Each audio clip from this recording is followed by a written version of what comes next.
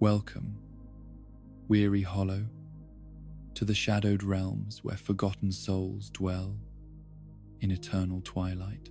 Tonight, we journey not through the tales of chosen undead or legendary knights, but into the quiet corners where nameless heroes and lost spirits whisper their stories to those who listen. These are the forgotten characters of Dark Souls, the merchants who tend their wares in cursed lands, the pilgrims who never reached their destinations, the guardians who stood watch long after their purpose was lost. So settle into darkness. Let the flame within you dim to embers and drift as we explore these overlooked corners of a dying world. In the crumbling ruins of what was once a thriving civilization, where kingdoms have fallen and gods have faded into memory, there exists a peculiar breed of soul that persists through sheer force of will and an almost incomprehensible optimism.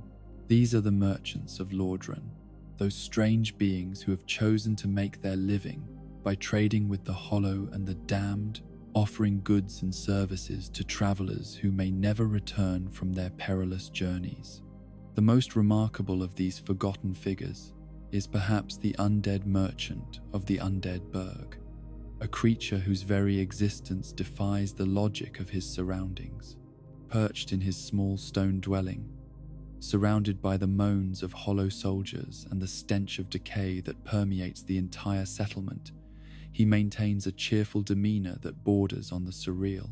His voice carries the practiced warmth of someone who has spent countless ages perfecting the art of commerce. Yet there is something deeply tragic about his endless enthusiasm for trade in a world where hope itself has become a commodity more rare than any weapon or armor he might offer. This merchant's story is one of stubborn persistence in the face of absolute futility. Day after day, or perhaps year after year, for time moves strangely in these cursed lands. He arranges his wares with the care of someone who still believes that the next customer might be the one who finally makes all his efforts worthwhile. His inventory tells its own tale of a world in decline. Simple arrows and basic weapons, repair powder, and wooden shields. The kind of mundane equipment that speaks to the desperate needs of those who fight not for glory, but merely for survival. Yet what makes this merchant truly remarkable is not what he sells, but how he sells it. His dialogue carries the rhythms of normal human interaction, the kind of pleasant banter that might once have filled marketplaces in more prosperous times. He speaks of business with genuine excitement, as if he were still part of a functioning economy rather than a lone voice calling out in the wilderness of decay.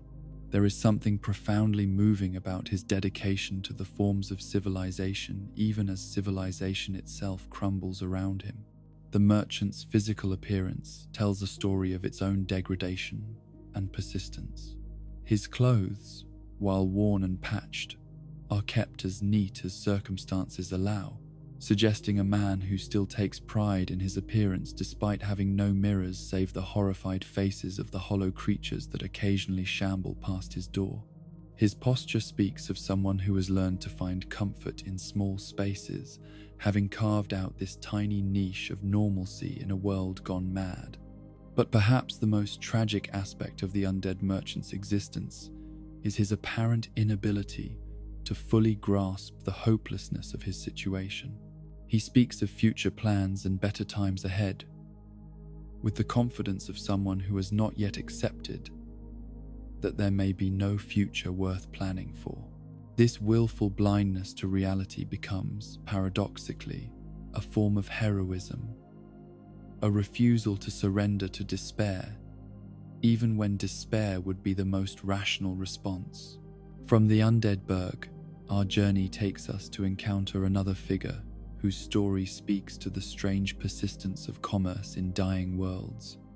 Domhnall of Xena, this mysterious armor merchant presents himself as a traveler from distant lands, his exotic accent and unusual wares marking him as an outsider in a realm where outsiders rarely survive long.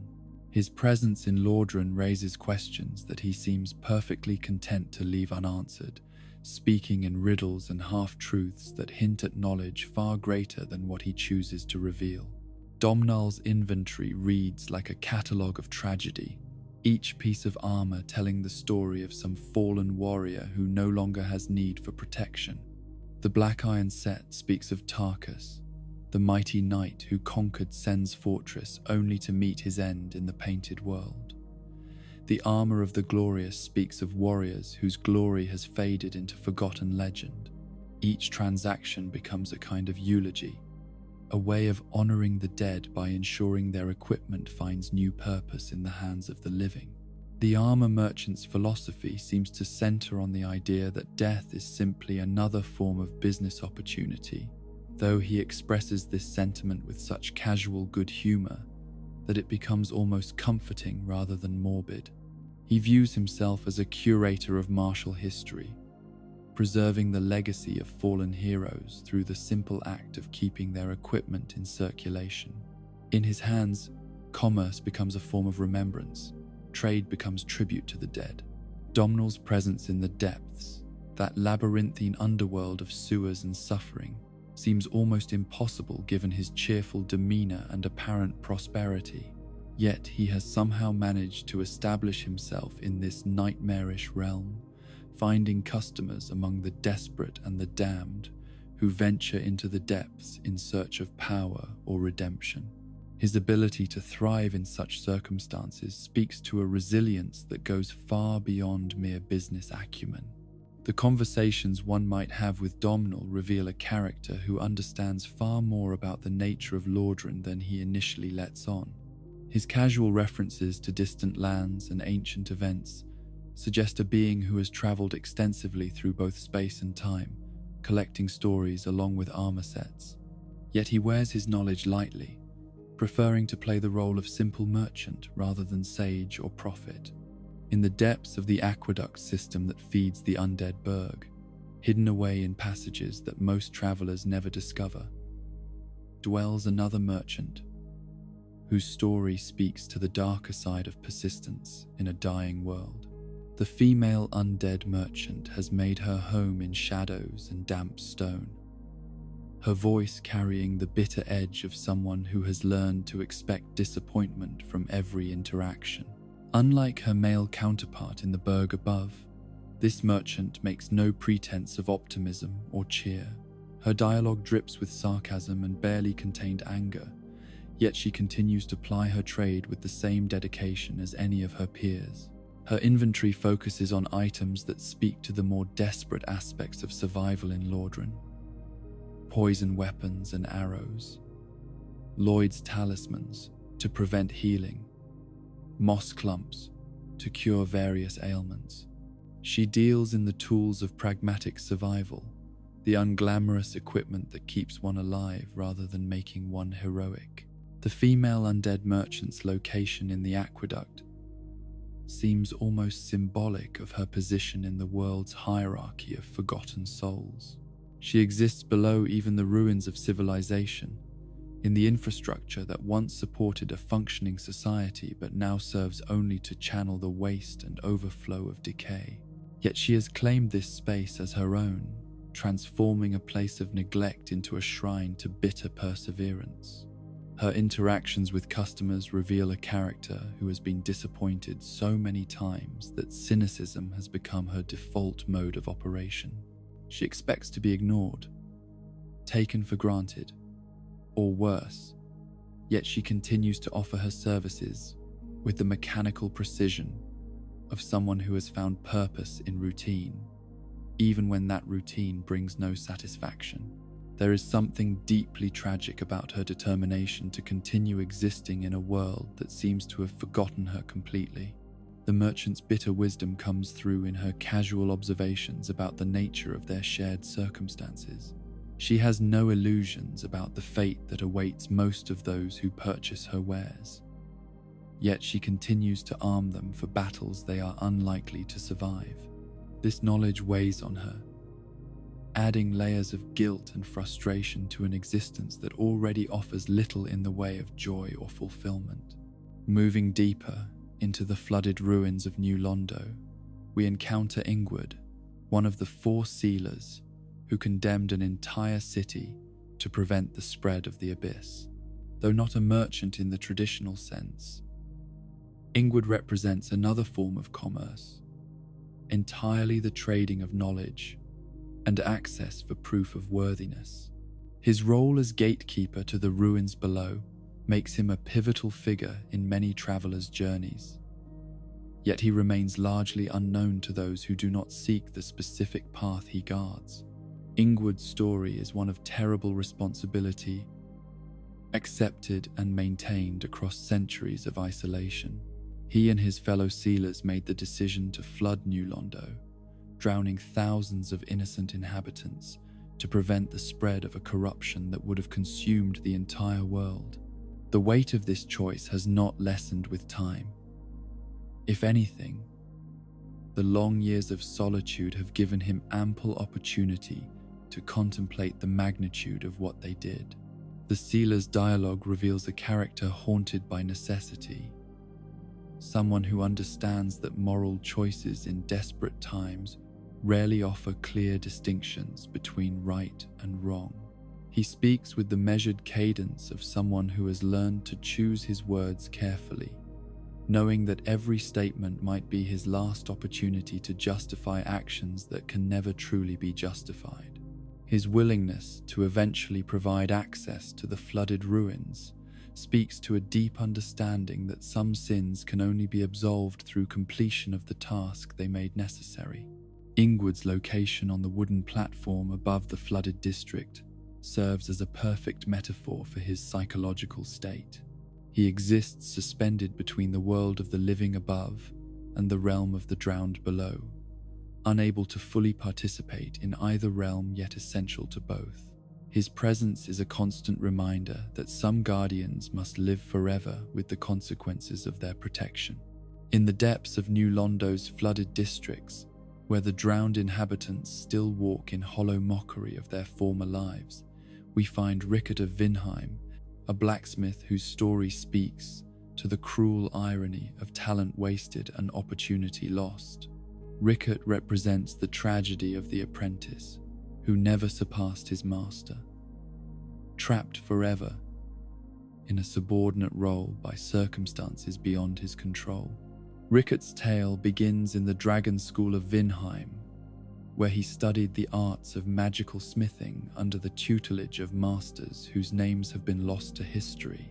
He possessed genuine skill and unlimited potential, yet fate conspired to place him in the flooded ruins of New Londo just as the sealers made their terrible choice. The rising waters that were meant to contain the abyss instead trapped him in a prison of liquid despair, cutting him off from the advancement and recognition his abilities deserved. The young blacksmith's workshop in the flooded district presents a surreal image of persistence in impossible circumstances.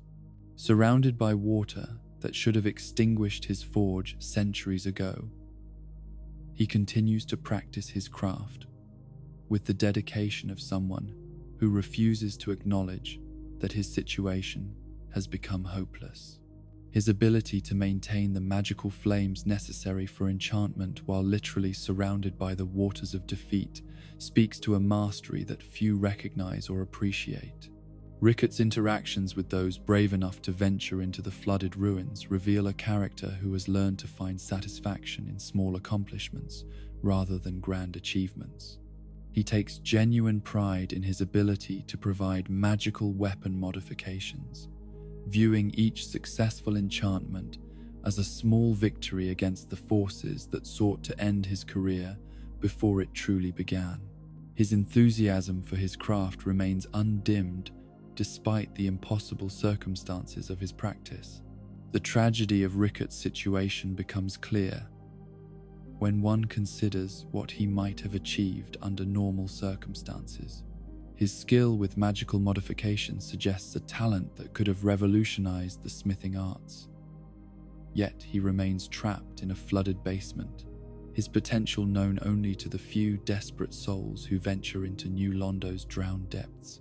He represents countless forgotten talents whose contributions to the world will never be fully recognized or appreciated. These merchants and traders, scattered across the dying landscape of Lordran, share common themes that speak to the persistence of human nature, even in the most inhuman circumstances.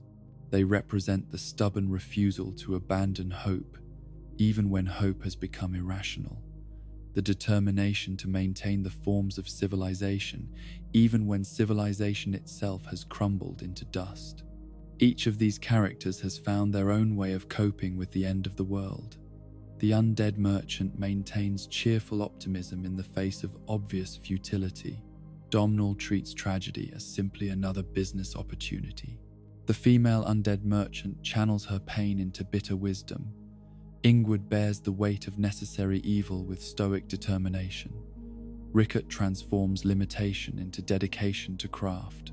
What unites them all is their shared understanding that commerce represents more than mere exchange of goods for currency.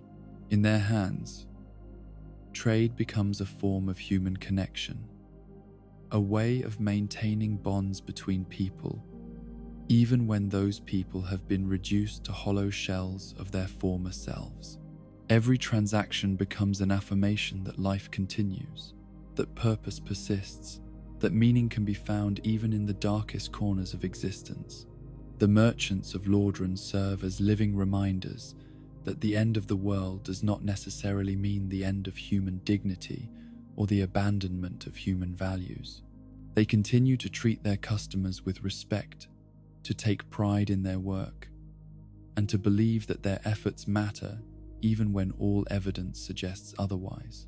In doing so, they preserve something essential about what it means to be human, even when humanity itself has become a questionable concept.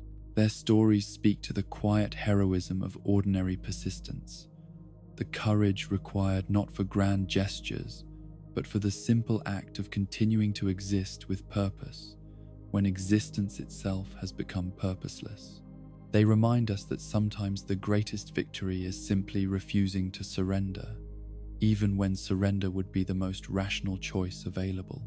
In the end, these forgotten merchants represent all of us who continue to go through the motions of normal life, even when normalcy has become impossible.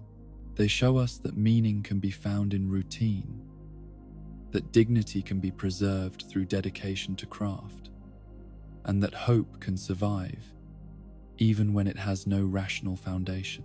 Their persistence becomes a form of faith, their commerce a form of prayer, their stubborn optimism a declaration that the human spirit cannot be extinguished even by the end of everything. In the shadowed pathways that wind through the dying lands of Lordran, where ancient roads crumble beneath the weight of forgotten ages and signposts point toward destinations that no longer exist, there moves a peculiar breed of soul, driven by something deeper than mere wanderlust. These are the pilgrims of dark souls, those who have set out on journeys both sacred and secular, seeking destinations that may prove to be mirages and purposes that may dissolve like morning mist the moment they are grasped. The most tragic of these eternal wanderers is perhaps Rhea of Thoroland, a young cleric whose story embodies the cruel transformation of innocent faith into bitter knowledge. She arrives in Lordran as part of a mission from the Way of White, that great religious order which claims to serve the gods and guide the faithful toward enlightenment. Her voice carries the clear notes of someone who has never questioned the righteousness of her cause, the sweet certainty of youth that believes the world operates according to divine justice and moral clarity. Rhea's appearance speaks to her elevated station within the religious hierarchy of Thoroland. Her white robes remain pristine despite the harsh conditions of travel, suggesting either divine protection or careful tending by devoted servants. Her posture radiates the confidence of someone who has never doubted that her cause is just, and her mission blessed by powers greater than earthly authority. Yet there is also something fragile about her bearing, a quality that suggests she has been sheltered from the harsher realities of the world she now seeks to heal. The mission that brings Rhea to Lordran is ostensibly one of mercy and salvation. She has come seeking rite of kindling, an ancient technique that could strengthen the bonfires and bring greater light to a world growing ever darker. Her companions speak of her as if she were a living saint, someone whose very presence sanctifies their quest and ensures its righteous outcome. Yet even in their reverent descriptions, careful listeners might detect undertones of something less pure than devotion. As Rhea's journey unfolds through the treacherous paths of Lordran, the cruel reality of her situation begins to reveal itself with the slow inevitability of dawn breaking over a battlefield. The faith that once sustained her becomes a liability in a world where divine protection proves unreliable and moral clarity becomes a luxury that few can afford. Her companions, who once seemed devoted to her safety and success, begin to show their true colors as the pressures of their quest mount and the temptations of power make themselves known. The transformation of Rhea from confident cleric to desperate captive represents one of the most heartbreaking character arcs in all of Lordran's dark history.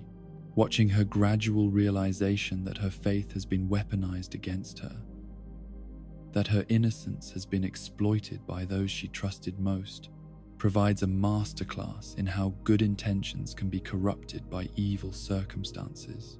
Her story becomes a meditation on the difference between faith as genuine spiritual practice and faith as political tool wielded by those who have no true belief in what they claim to serve.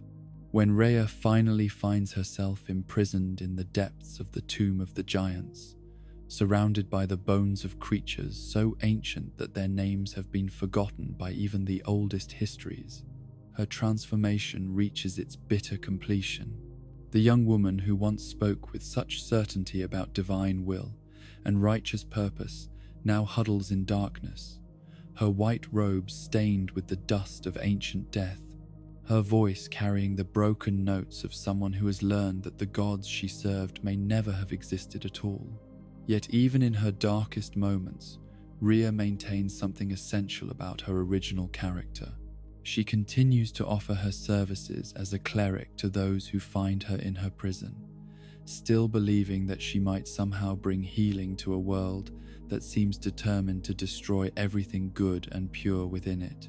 This persistence in the face of absolute betrayal becomes its own form of heroism, a refusal to surrender to despair even when despair would be the most logical response to her circumstances.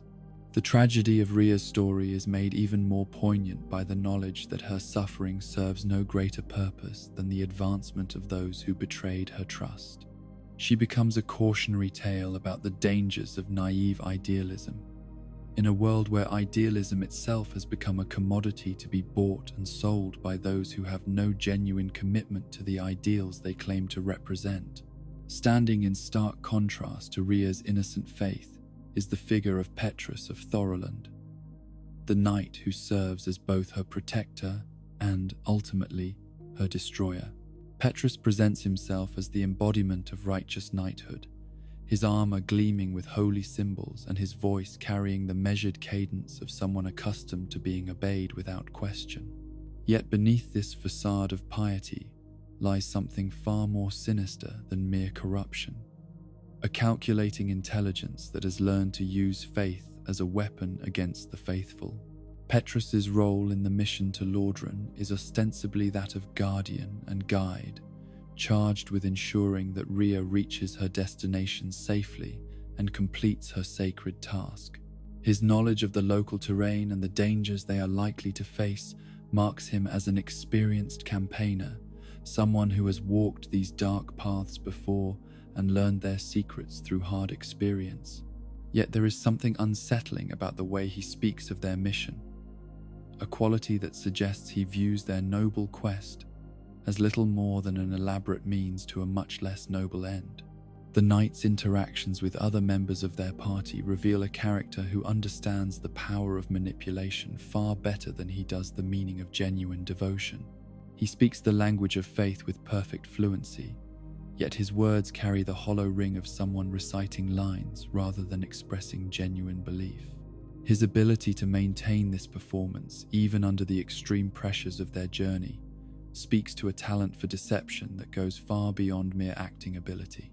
As the true nature of Petrus's intentions becomes clear, his character transforms from protective knight to predatory villain with a smoothness that suggests this transformation was always part of his essential nature rather than a corruption imposed by circumstances. His betrayal of Rhea is not a moment of weakness or moral failure, but the inevitable result of a plan that was in motion long before their journey began. He represents the institutionalized corruption of organized religion, the way that sacred purposes can be subverted by those who understand that faith makes people vulnerable to exploitation. The knight's ultimate fate serves as a form of poetic justice, yet even his downfall carries tragic implications. His death represents not just the punishment of an individual villain, but the failure of an entire religious system that produced him and enabled his corruption.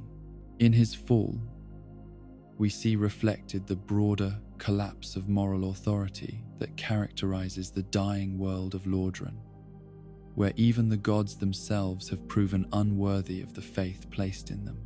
Accompanying Petrus and Rhea on their ill-fated mission are two figures whose silence speaks volumes about their position in the complex hierarchy of religious authority. Vince and Nico, the bodyguards whose loyalty becomes one of the central questions of their tragic story. These two warriors present themselves as simple soldiers following orders, their heavy armor and practical weapons marking them as men of action rather than contemplation. Yet their presence in a religious mission suggests depths that their apparent simplicity might conceal. Vince and Nico's relationship with each other and with their charges provides a fascinating study in the nature of loyalty and the way that duty can be corrupted by circumstance. Initially, they appear to be devoted protectors, willing to sacrifice themselves for the safety of their noble charge. Their interactions with Rhea carry the respectful distance of professional soldiers who understand their place in the hierarchy, while their treatment of Petrus suggests the complex dynamics between different levels of authority within their organization. As events unfold and the true nature of their mission becomes clear, the bodyguards find themselves caught between competing loyalties that cannot be reconciled through simple adherence to duty. Their choice between protecting their original charge and following the orders of their immediate superior becomes a moral test that reveals the true character beneath their professional facades. The way they resolve this conflict speaks to deeper questions about the nature of honor and the limits of obedience. The silence that characterizes much of Vince and Nico's dialogue becomes increasingly meaningful as their story progresses. What initially appears to be professional discretion gradually reveals itself as the quietude of men who have been placed in an impossible position and are struggling to find a way forward that preserves both their integrity and their lives. Their few spoken words carry the weight of conversations that cannot be spoken aloud, plans that cannot be openly discussed, and loyalties that cannot be publicly declared. In the end, the fate of these two bodyguards serves as a reminder that in corrupt systems, even those who attempt to do the right thing may find themselves destroyed by forces beyond their control. Their story illustrates how institutional corruption creates casualties, not just among the obviously innocent, but also among those who try to navigate the middle ground between complicity and resistance. Moving through the shadowed landscapes of Lordran like a figure from ancient folklore comes Patches, the hyena, whose presence in multiple worlds and ages suggests something far more complex than a simple trickster or petty criminal. Patches embodies the archetype of the eternal fool, the character who appears in stories across cultures and centuries to serve as both comic relief and profound teacher. His role in the pilgrimage narratives of Dark Souls provides a darkly humorous counterpoint to the tragic earnestness of characters like Rhea and her companions.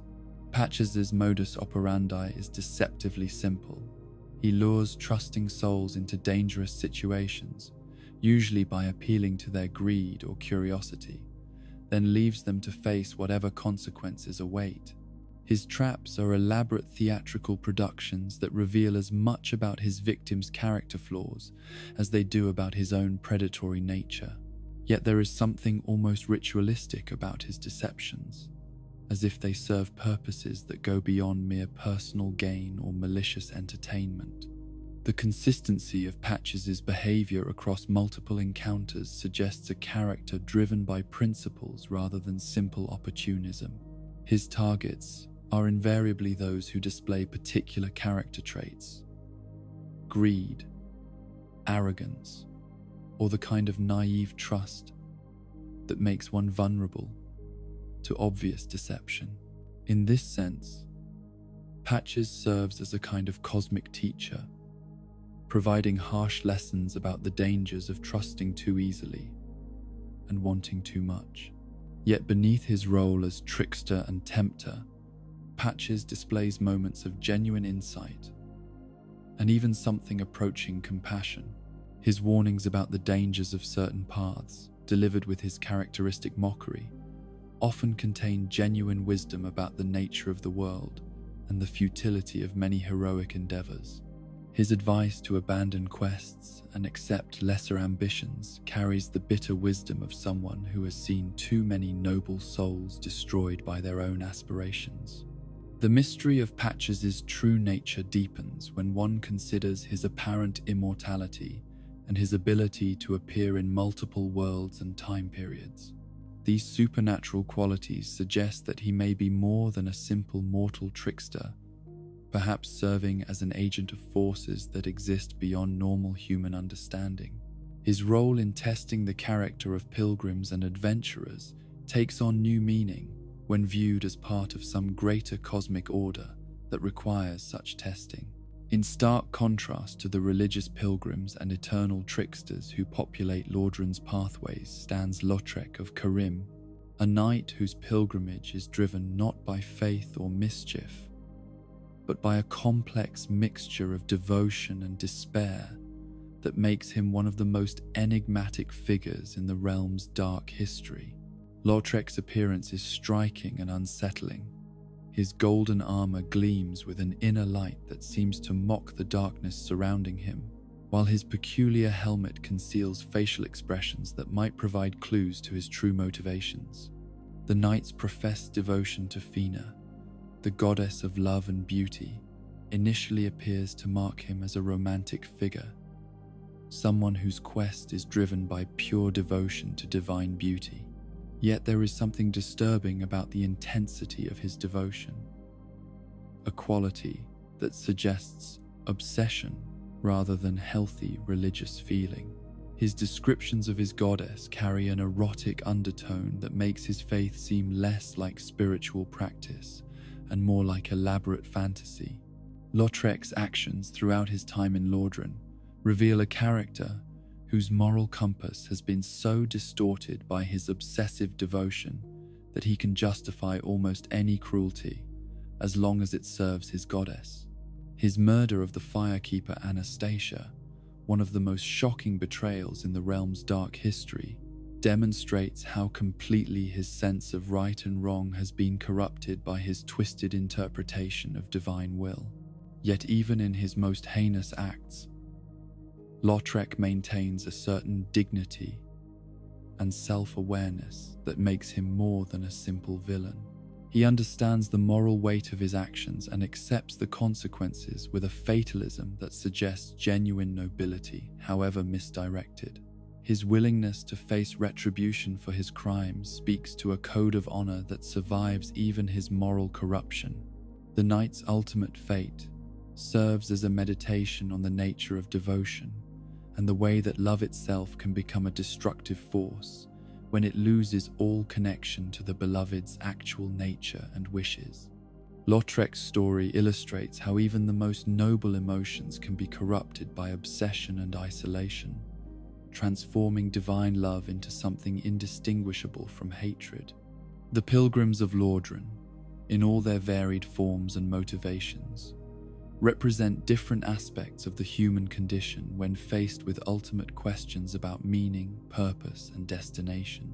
Their journeys through the dying landscape serve as external manifestations of internal quests that every soul must undertake when confronted with the reality of mortality and the possibility of transcendence. Ria's pilgrimage represents the journey of innocent faith confronting the harsh realities of a world that does not operate according to moral principles. Her transformation from confident believer to broken captive illustrates the painful process by which idealism must either mature into wisdom or collapse into despair. Her story serves as a cautionary tale about the dangers of faith that is not tempered by knowledge of the world's true nature. Petrus embodies the corruption that can infect any institution when power becomes more important than the principles the institution claims to serve. His pilgrimage is not a genuine spiritual journey, but a cynical exploitation of others' faith for personal gain. He represents the way that sacred purposes can be perverted by those who understand that belief makes people vulnerable to manipulation. The bodyguards Vince and Nico illustrate the moral complexity that faces those who serve in corrupt systems while trying to maintain their personal integrity. Their silent struggle between duty and conscience reflects the broader theme of how individual morality must sometimes conflict with institutional loyalty. Patches serves as a reminder that not all teachers arrive in the form we expect or deliver their lessons through methods we would choose. His harsh pedagogy of deception and betrayal provides valuable instruction about the nature of trust and the importance of self-reliance, even if his methods are morally questionable. Lautrec's tragic devotion demonstrates how even the most elevated emotions can become destructive when they are divorced from wisdom and moderated by genuine understanding. His pilgrimage toward his goddess becomes a journey away from everything that actually embodies the divine qualities he claims to serve. Together, these pilgrims create a tapestry of human motivation and divine seeking that encompasses the full range of possibilities available to souls confronting ultimate questions. Their stories remind us that the journey toward enlightenment is fraught with dangers both external and internal, and that the destination we think we seek may not be the destination we actually need to find. In the end, the pilgrims of Lordran teach us that every journey changes the traveler, and that the most important transformations often occur not at the destination, but along the path itself. Their eternal wandering through the dying landscape becomes a metaphor for the soul's journey through existence, seeking meaning in a world that often seems designed to frustrate such seeking. Their persistence in the face of overwhelming odds serves as an inspiration to all who struggle with questions of faith, purpose, and meaning. Even when their journeys end in apparent failure, their willingness to undertake the quest at all represents a victory of hope over despair, of purpose over meaninglessness, of the human spirit over the forces that would crush it. In the forgotten corners of Lordran, where ancient duties persist long after their original purposes have faded into memory, there dwell souls whose existence has become defined, not by choice or desire, but by the weight of obligations that have outlived the world they were meant to protect. These are the keepers of ancient duties, guardians of purposes that may no longer serve any meaningful function, yet continue to bind their keepers with chains stronger than iron and more enduring than stone. Perhaps no figure embodies this tragic persistence more completely than the crestfallen warrior, that broken knight who sits beside the bonfire at Firelink's shrine, like a monument to abandoned hope and defeated dreams. His posture speaks of exhaustion that goes far beyond mere physical fatigue, the kind of soul-deep weariness that comes from carrying burdens too heavy for any mortal to bear across distances too vast for any single lifetime to encompass. His armor, once proud and gleaming, now bears the dulled patina of countless battles fought not for victory, but merely for the right to continue existing. The crestfallen warrior's story begins, like so many others in this dying realm, with hope and noble purpose. He came to Lordran as part of some grand quest, driven by the same mixture of ambition and idealism that motivates all who venture into these cursed lands, seeking glory or redemption. His skills with blade and shield marked him as a warrior of considerable ability, while his initial enthusiasm suggested the kind of unshakable confidence that only comes to those who have never truly failed at anything they considered important. Yet somewhere along the path from heroic beginning to broken present, the crestfallen warrior encountered the fundamental truth that destroys so many noble souls in Lordran, that courage and skill and righteous purpose are not always sufficient to overcome the obstacles that fate places in one's path. His defeat was not the clean death of the battlefield or the dramatic sacrifice of the hero's last stand, but something far more insidious and soul-destroying: the gradual realization that his quest was meaningless, his struggles futile, and his dreams nothing more than elaborate self-deception. What makes the crestfallen warrior's condition so particularly tragic is not merely that he has given up, but that he cannot bring himself to stop caring about the things he has given up on. He sits by the bonfire, dispensing advice to new arrivals with the weary patience of someone who knows his words will be ignored, his warnings dismissed, and his wisdom learned only through the same bitter experience that taught it to him. His cynicism is not the casual indifference of someone who never cared, but the protective armor of someone who once cared too much. The warrior's dialogue reveals a mind that has retained its analytical capabilities even as it has lost its capacity for hope. His observations about the nature of their shared predicament are remarkably astute, displaying an understanding of Lordran's deeper patterns that comes only from long observation and painful experience. Yet this knowledge brings him no satisfaction, only the bitter awareness that understanding one's trap does not provide the key to escape from it. As time passes in its strange cyclical way within the shrine's protective influence, the crestfallen warrior's condition deteriorates from mere depression into something approaching philosophical despair. His warnings to newcomers become more urgent, even as his expectations of being heeded grow dimmer.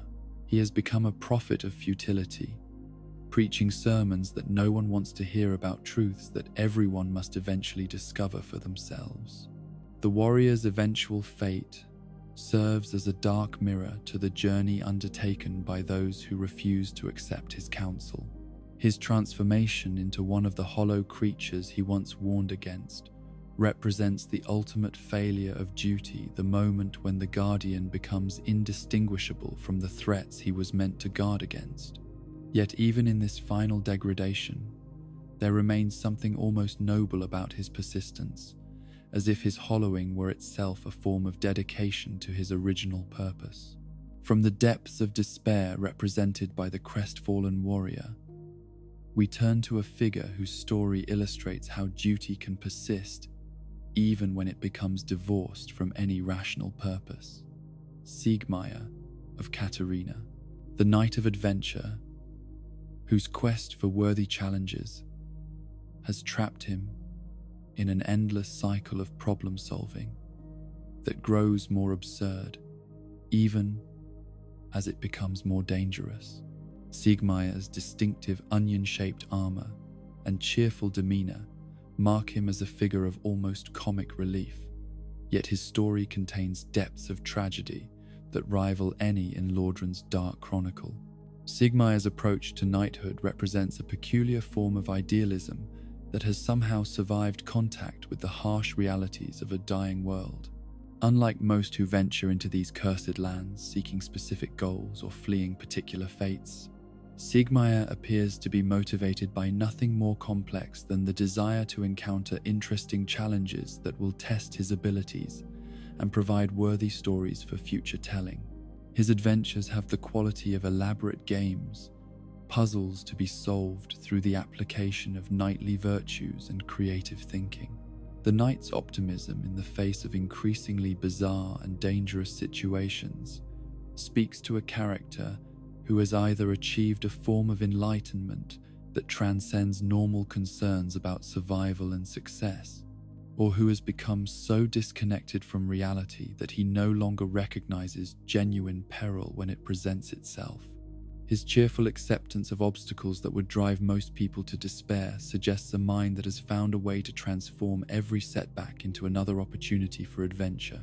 Yet, there is something deeply unsettling about Siegmeyer's relentless good cheer, a quality that suggests his optimism may be less a strength than a form of madness. His inability to recognize when a situation has become genuinely hopeless, his tendency to treat life-threatening dangers as amusing diversions, and his apparent indifference to the consequences of his actions for others all point to a character whose grasp on reality has become tenuous at best. The knight's relationship with problem-solving reveals the extent to which his identity has become dependent on finding obstacles to overcome. When presented with a challenge, he displays genuine excitement and engagement that transforms him into a figure of heroic competence. Yet when his problems are solved by others, he displays a kind of deflation that suggests his entire sense of self-worth depends on his ability to overcome difficulties through his own efforts. As Siegmeyer's adventures progress through increasingly dangerous territories, the gap between his perception of events and their actual significance begins to widen alarmingly. What he interprets as delightful puzzles and amusing challenges are often life or death situations that require immediate action and careful planning. His tendency to treat every encounter as an opportunity for leisurely contemplation becomes a liability that threatens not only his own survival, but the safety of anyone who becomes involved in his quests. The knight's eventual fate illustrates the way that even the most admirable qualities can become destructive when they are pursued without wisdom or moderation. His dedication to adventure and challenge leads him into situations that are beyond his ability to handle, while his cheerful optimism prevents him from recognizing when retreat would be the better part of valor. His story serves as a cautionary tale about the dangers of living too completely in accordance with one's ideals, especially when those ideals have become divorced from practical considerations about survival and responsibility. Following in her father's footsteps, yet traveling a very different path, comes Sieglinde of Katarina, whose quest to find and rescue Siegmeyer represents duty of a more personal and immediate kind. Where her father's adventures are motivated by abstract ideals and the desire for interesting challenges, Sieglinde's journey is driven by the specific obligation of family loyalty and the practical goal of ensuring her father's safety in a world that has grown far too dangerous for his naive approach to adventure. Sieglinde's character presents a fascinating contrast to her father's cheerful obliviousness. Where he sees amusing puzzles, she recognizes genuine dangers. Where he displays optimistic confidence in positive outcomes, she maintains the cautious pragmatism of someone who understands that good intentions are not sufficient protection against hostile forces. Her approach to the same challenges that delight her father is methodical and careful, suggesting a mind that has learned to plan for failure rather than simply hoping for success. The daughter's search for her father takes her through many of the same territories he has traversed. Yet her experience of these places is fundamentally different from his. Where Siegmeyer found opportunities for adventure and personal growth, Sieglinde encounters obstacles to overcome and dangers to navigate. Her journey becomes a process of retracing his steps while attempting to understand how someone she loves could have made choices that seem so obviously unwise from her perspective. Sieglinde's relationship with the other inhabitants of Lordran reveals a character who has learned to balance caution with compassion, maintaining her essential humanity while adapting to the harsh realities of survival in a hostile environment. Her willingness to aid those she encounters along her path demonstrates that her pragmatism has not hardened into selfishness, while her careful approach to potentially dangerous situations shows that her kindness has not blinded her to the need for self-preservation. The dynamic between father and daughter, when they are finally reunited, illustrates the complex tensions that can exist between duty and love, between the desire to protect those we care about and the need to respect their autonomy and dignity. Sieglinde's attempts to guide her father away from danger without destroying his sense of purpose or undermining his confidence create a delicate balancing act that requires considerable wisdom and emotional maturity. The ultimate resolution of their shared story provides one of the most emotionally complex moments in all of Lordran's dark chronicle, as the demands of duty and the requirements of love come into direct conflict in ways that cannot be resolved through compromise or creative problem-solving. The choice that must be made tests the very foundations of familial obligation and forces both characters to confront the limits of what love can accomplish in a world that seems designed to destroy everything good and noble. Deep within the pestilent reaches of Blighttown, in chambers that exist at the intersection of beauty and horror, dwells a figure whose duty has transformed her into something that exists beyond normal categories of humanity or monstrosity. The Fair Lady, the spider demon whose gentle nature has survived transformations that would have destroyed the sanity of most beings. Her presence in the depths of the poison swamp serves as a reminder that sometimes the most profound forms of duty involve accepting roles that others would consider curses.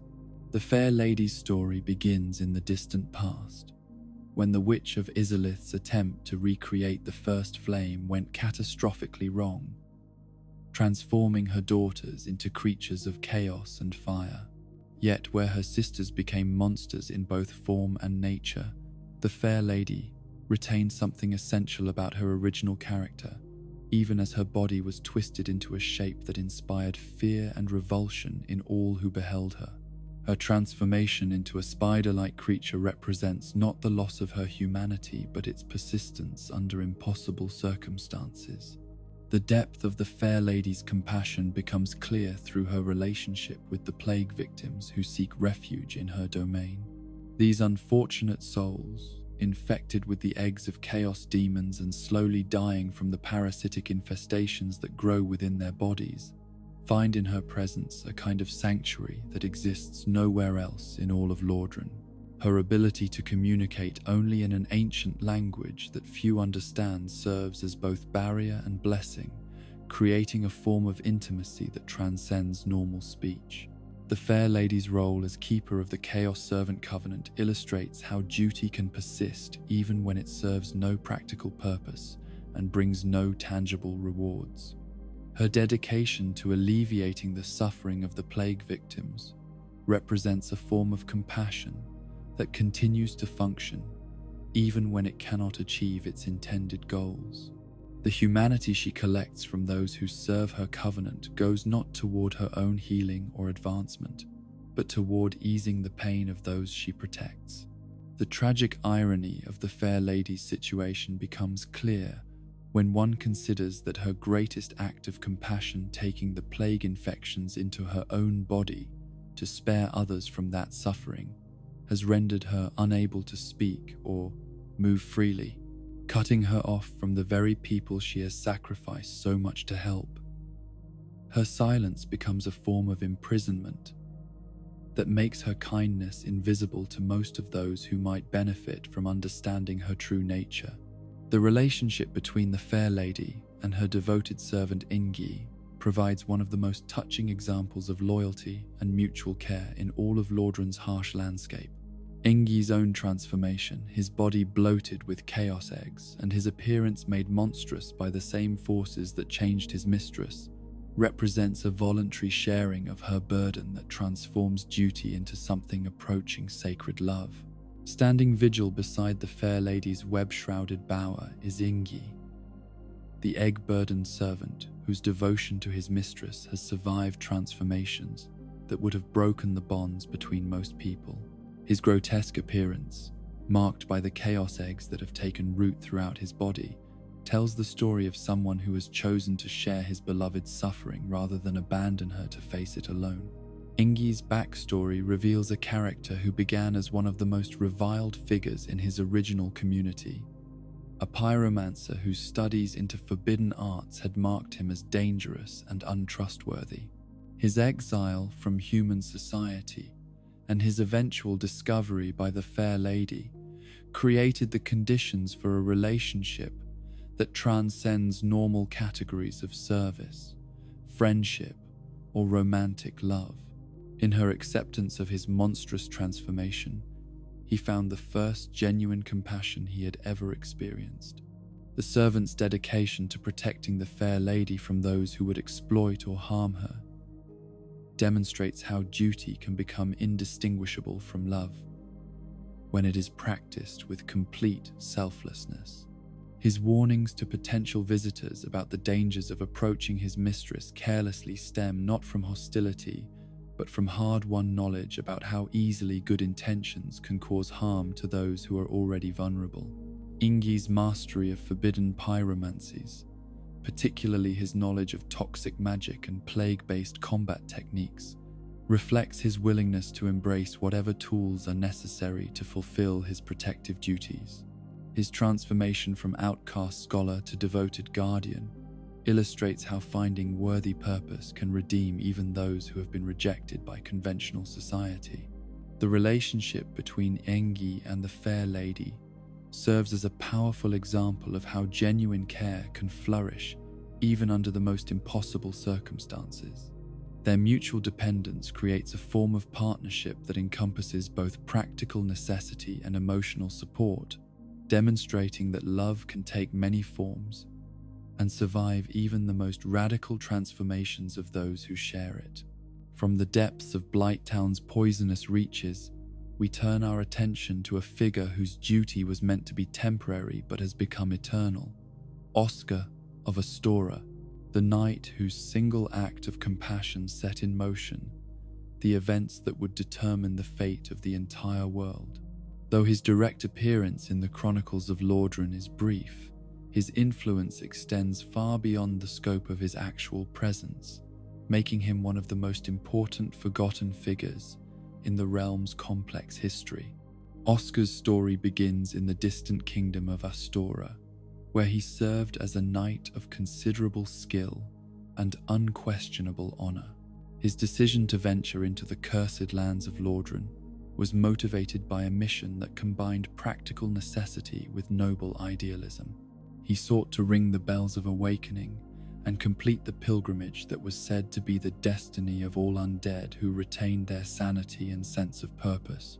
The knight's journey to the undead asylum, where he would encounter the figure who would become known as the Chosen Undead, represents one of those moments when individual choice intersects with cosmic destiny in ways that reshape the fundamental nature of reality.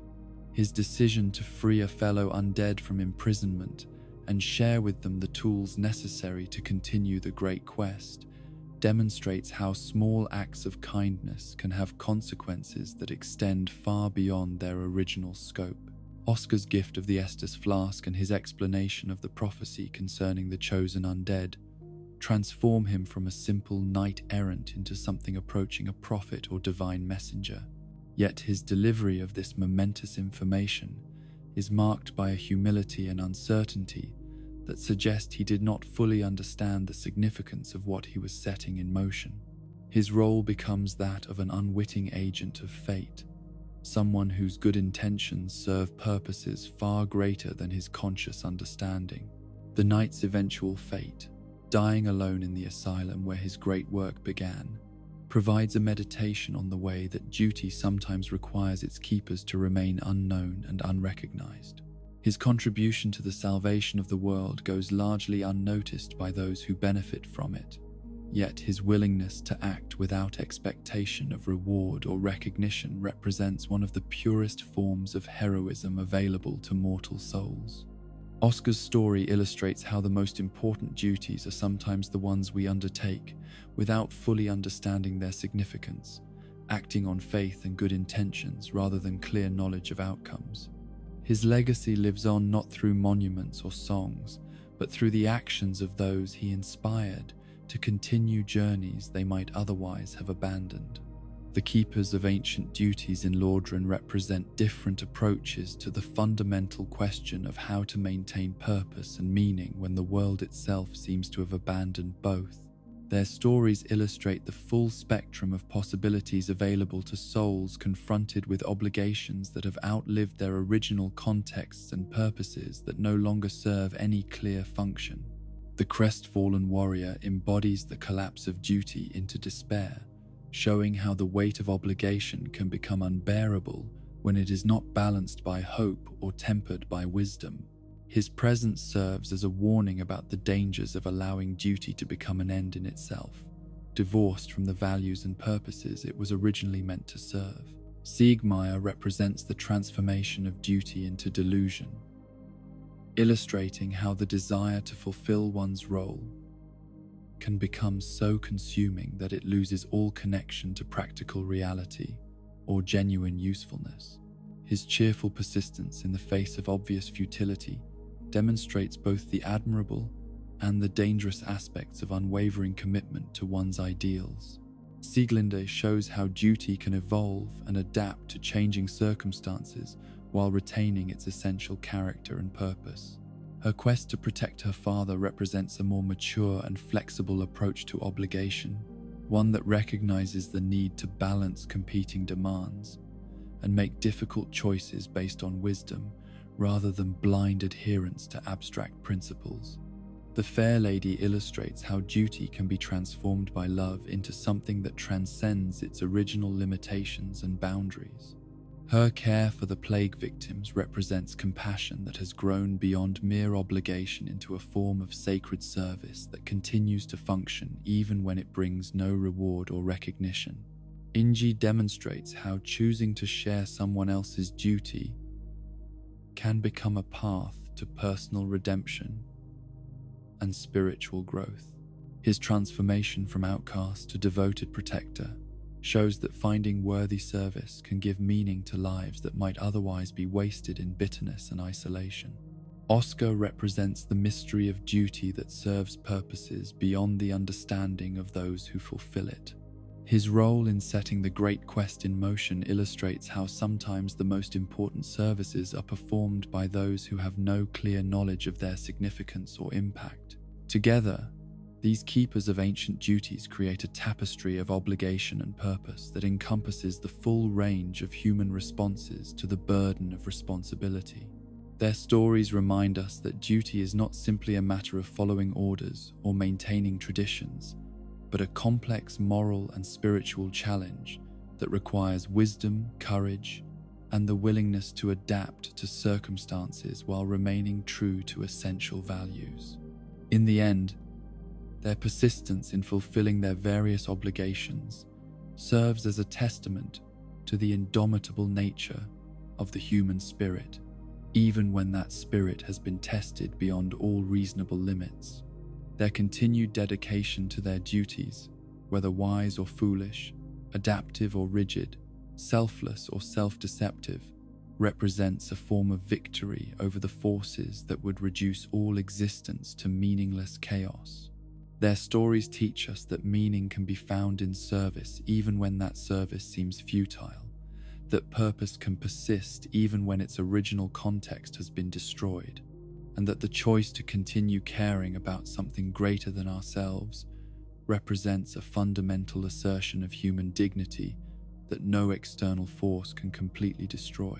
In the shadowed archives and crumbling libraries of Lordran, where forbidden knowledge lies scattered like ancient bones across floors that have not felt the tread of curious feet for countless ages, there dwell souls whose hunger for understanding has become both their greatest strength and their ultimate doom. These are the scholars of forbidden knowledge, seekers of truth who have ventured too far into mysteries that were never meant for mortal minds to comprehend, and whose stories serve as cautionary tales about the price that must sometimes be paid for wisdom that comes at the cost of wisdom itself. Among these tragic figures of learning and loss stands perhaps the most renowned and pitiable, Big Hat Logan, the legendary sorcerer, whose pursuit of magical knowledge has carried him through realms both wondrous and terrible, always seeking the next secret that might unlock the fundamental mysteries of existence itself. His distinctive oversized hat and scholarly robes mark him as a figure from the great magical academies, yet his presence in the cursed lands of Lordran speaks to obsessions that have carried him far beyond the safe boundaries of institutional learning. Logan's reputation precedes him through every corner of the magical community, whispered in tones that mix admiration with unease by those who understand both the magnitude of his achievements and the dangerous trajectory of his research. His mastery of sorcery represents the pinnacle of what mortal minds can achieve through dedicated study and relentless experimentation. Yet, there is something unsettling about the intensity of his dedication that suggests his relationship with knowledge has become something closer to addiction than healthy curiosity. The sorcerer's journey to Lordran begins as a quest for the legendary archives of the Duke's Archives, those vast repositories of forbidden lore that are said to contain secrets dating back to the very beginning of the world. His imprisonment in Sen's fortress, that elaborate death trap designed to test the worthiness of those who would approach Anor Londo, serves as both obstacle and symbol, a reminder that some knowledge comes with trials that test not only one's skill, but one's very sanity. Logan's liberation from his stone prison reveals a character whose gratitude is tempered by an almost frightening single-mindedness of purpose. His immediate focus upon securing access to the Duke's archives suggests a man whose entire sense of identity has become bound up with his role as seeker of forbidden truths. The libraries that await him represent not merely repositories of information, but shrines to the kind of absolute knowledge that mortal minds were never designed to contain. The transformation that overtakes Logan as he delves deeper into the Duke's forbidden research illustrates the seductive power of knowledge that exists beyond moral boundaries. His discovery of Seath the Scaleless's experiments with souls and crystals opens doors to understanding that come with prices he does not initially recognize. The sorceries he learns in those crystalline halls represent power beyond anything he had previously imagined, yet each new spell learned seems to strip away another layer of his essential humanity. The gradual corruption of Logan's character occurs so slowly that it becomes visible only in retrospect, like watching a great tree die from disease that begins at its roots and works its way upward through branches that appear healthy until they suddenly wither and fall. His increasing fascination with soul magic and his growing indifference to the ethical implications of his research mark stages in a journey that will ultimately lead him far beyond the boundaries of what can be called human. Understanding the scholar's final fate, his transformation into a hollow creature, driven mad by exposure to knowledge that no mortal mind was meant to comprehend, serves as the ultimate cautionary tale about the dangers of pursuing understanding without wisdom, power without responsibility, and truth without regard for the cost that such truth might exact. His story illustrates how the very qualities that make someone a great scholar, curiosity, persistence, willingness to challenge conventional thinking, can become destructive when they are not balanced by humility and respect for natural limitations. Logan's legacy lives on in the spells he discovered and the students he taught. Yet even these contributions carry within them the seeds of the same corruption that destroyed their creator. The soul magic he pioneered represents knowledge so dangerous that it threatens to corrupt anyone who uses it, while his teachings about the nature of reality contain insights that can drive the unprepared to madness or worse. In the shadow of Logan's towering reputation and tragic fate moves a figure whose story illustrates a different kind of scholarly tragedy. Griggs of Vinheim, the apprentice whose dedication to his master's teachings has trapped him in a cycle of eternal learning that may never lead to true mastery. Griggs represents the countless students who find themselves forever following in the footsteps of greater minds, their own potential constrained by the very devotion that should have set them free. Griggs's background in the Dragon School of Vinheim marks him as a product of one of the most prestigious magical institutions in the known world, yet his status as student, rather than master, speaks to limitations that may be as much a matter of temperament as ability. His earnest dedication to proper magical theory and his careful adherence to established principles mark him as exactly the kind of student that institutions value. Yet these same qualities may prevent him from achieving the kind of breakthrough insights that transform students into true innovators. The apprentice's decision to follow Logan into the dangerous territories of Lordran demonstrates a loyalty that goes beyond mere academic interest into something approaching personal devotion. His concern for his master's well-being and his determination to assist in whatever research Logan might be pursuing speak to a character whose sense of identity has become entirely bound up with his role as follower and supporter of greater minds. Yet there is something troubling about the intensity of Griggs' dedication to his master's cause, a quality that suggests his devotion may have become as compulsive and potentially destructive as Logan's own obsession with forbidden knowledge.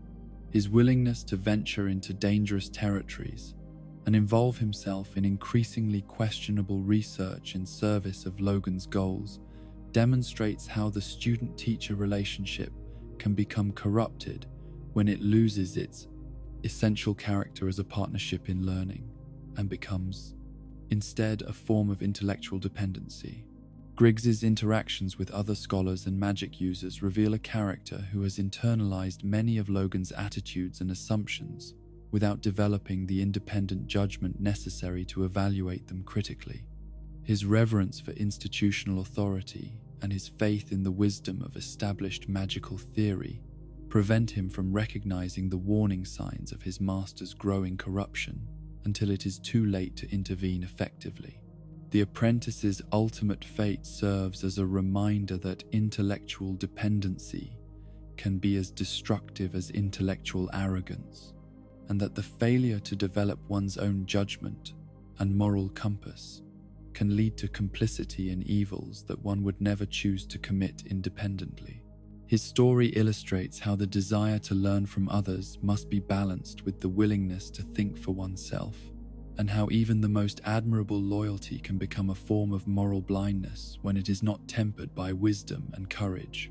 From the crystalline halls of scholarly corruption, our attention turns to the smoldering reaches of the Great Swamp, where a very different kind of forbidden knowledge is preserved and practiced by Laurentius of the Great Swamp, the pyromancer, whose gentle nature and profound skill with flame magic make him one of the most tragically complex figures in all of Lordran's dark chronicle. Unlike the sorcerers who pursue knowledge through books and theories, Laurentius represents a tradition of learning that is passed down through direct experience and personal mentorship, making his relationship with dangerous knowledge far more intimate and immediate. Laurentius's mastery of pyromancy represents not merely technical skill, but a deep understanding of the primal forces that existed before civilization imposed its structures and limitations upon the world. His ability to call forth flame from nothing, to shape fire according to his will, and to channel the destructive power of combustion into focused magical effects speaks to a connection with elemental forces that goes beyond mere academic study into something approaching mystical communion. The pyromancer's imprisonment in the depths, trapped in a barrel among the refuse and forgotten remnants of upper-world civilization, provides a symbolic representation of how society tends to treat knowledge and traditions that make it uncomfortable.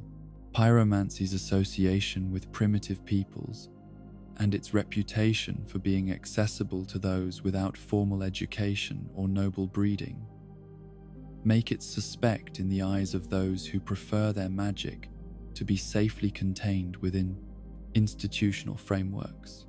Yet Laurentius's gentle demeanor and obvious dedication to helping others through his teaching reveal a character whose relationship with dangerous power has been shaped by wisdom and compassion rather than ambition or arrogance.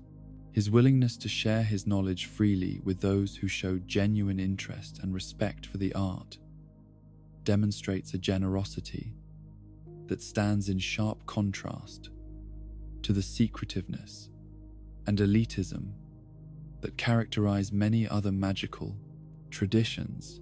The pyromancer's teachings about the nature of flame and its relationship to the human soul contain insights that are both profound and deeply unsettling.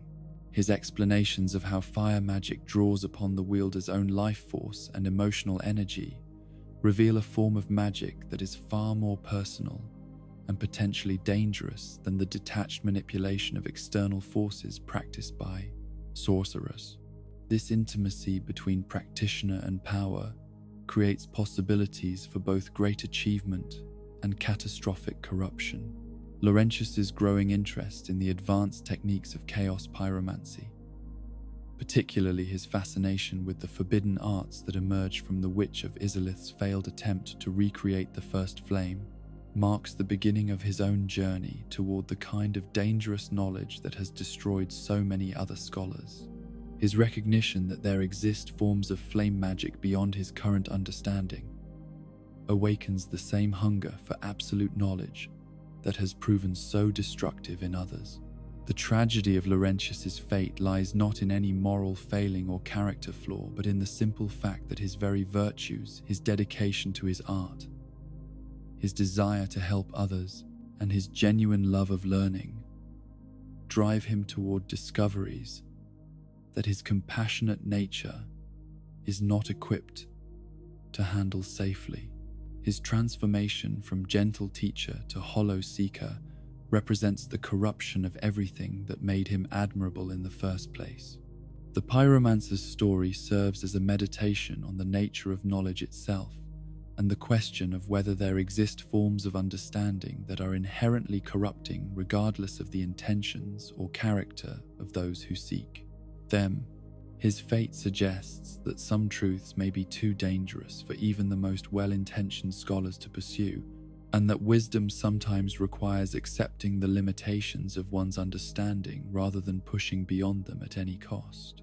In the crystalline chambers of the Duke's archives, where the boundaries between scientific research and magical experimentation have been dissolved in pursuit of absolute understanding, move figures whose very existence represents the logical endpoint of scholarship divorced from ethical consideration.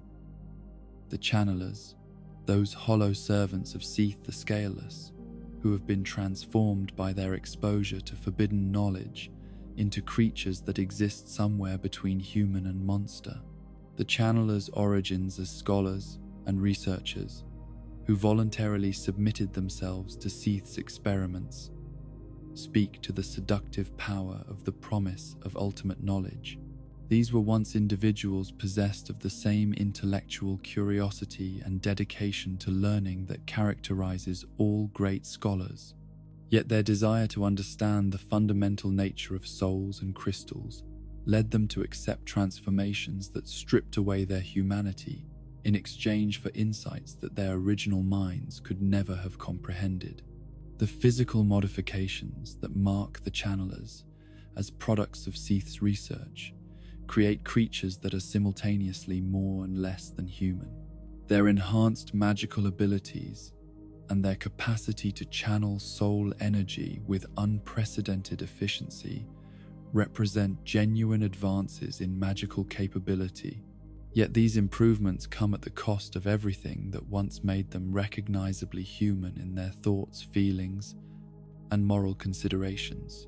The channelers' role as administrators and enforcers within Seath's research apparatus illustrates how the pursuit of knowledge can become corrupted into a system of oppression and exploitation when it loses all connection to human values and ethical limitations.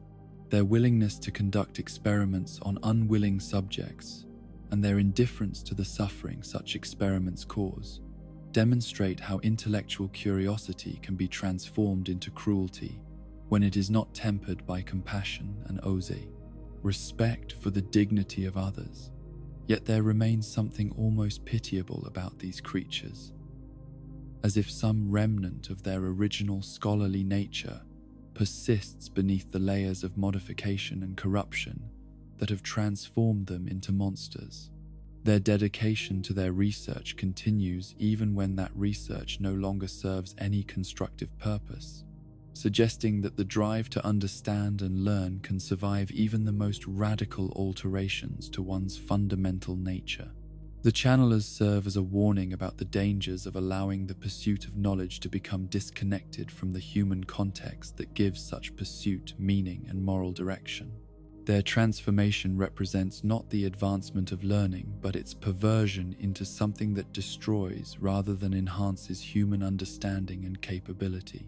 Deep within the ancient forests that surround the ruins of Ulasil, where time itself seems to flow differently and the boundaries between past and present become fluid and uncertain, dwells Elizabeth, the giant mushroom whose role as guardian of ancient wisdom represents a very different approach to the preservation and transmission of dangerous knowledge.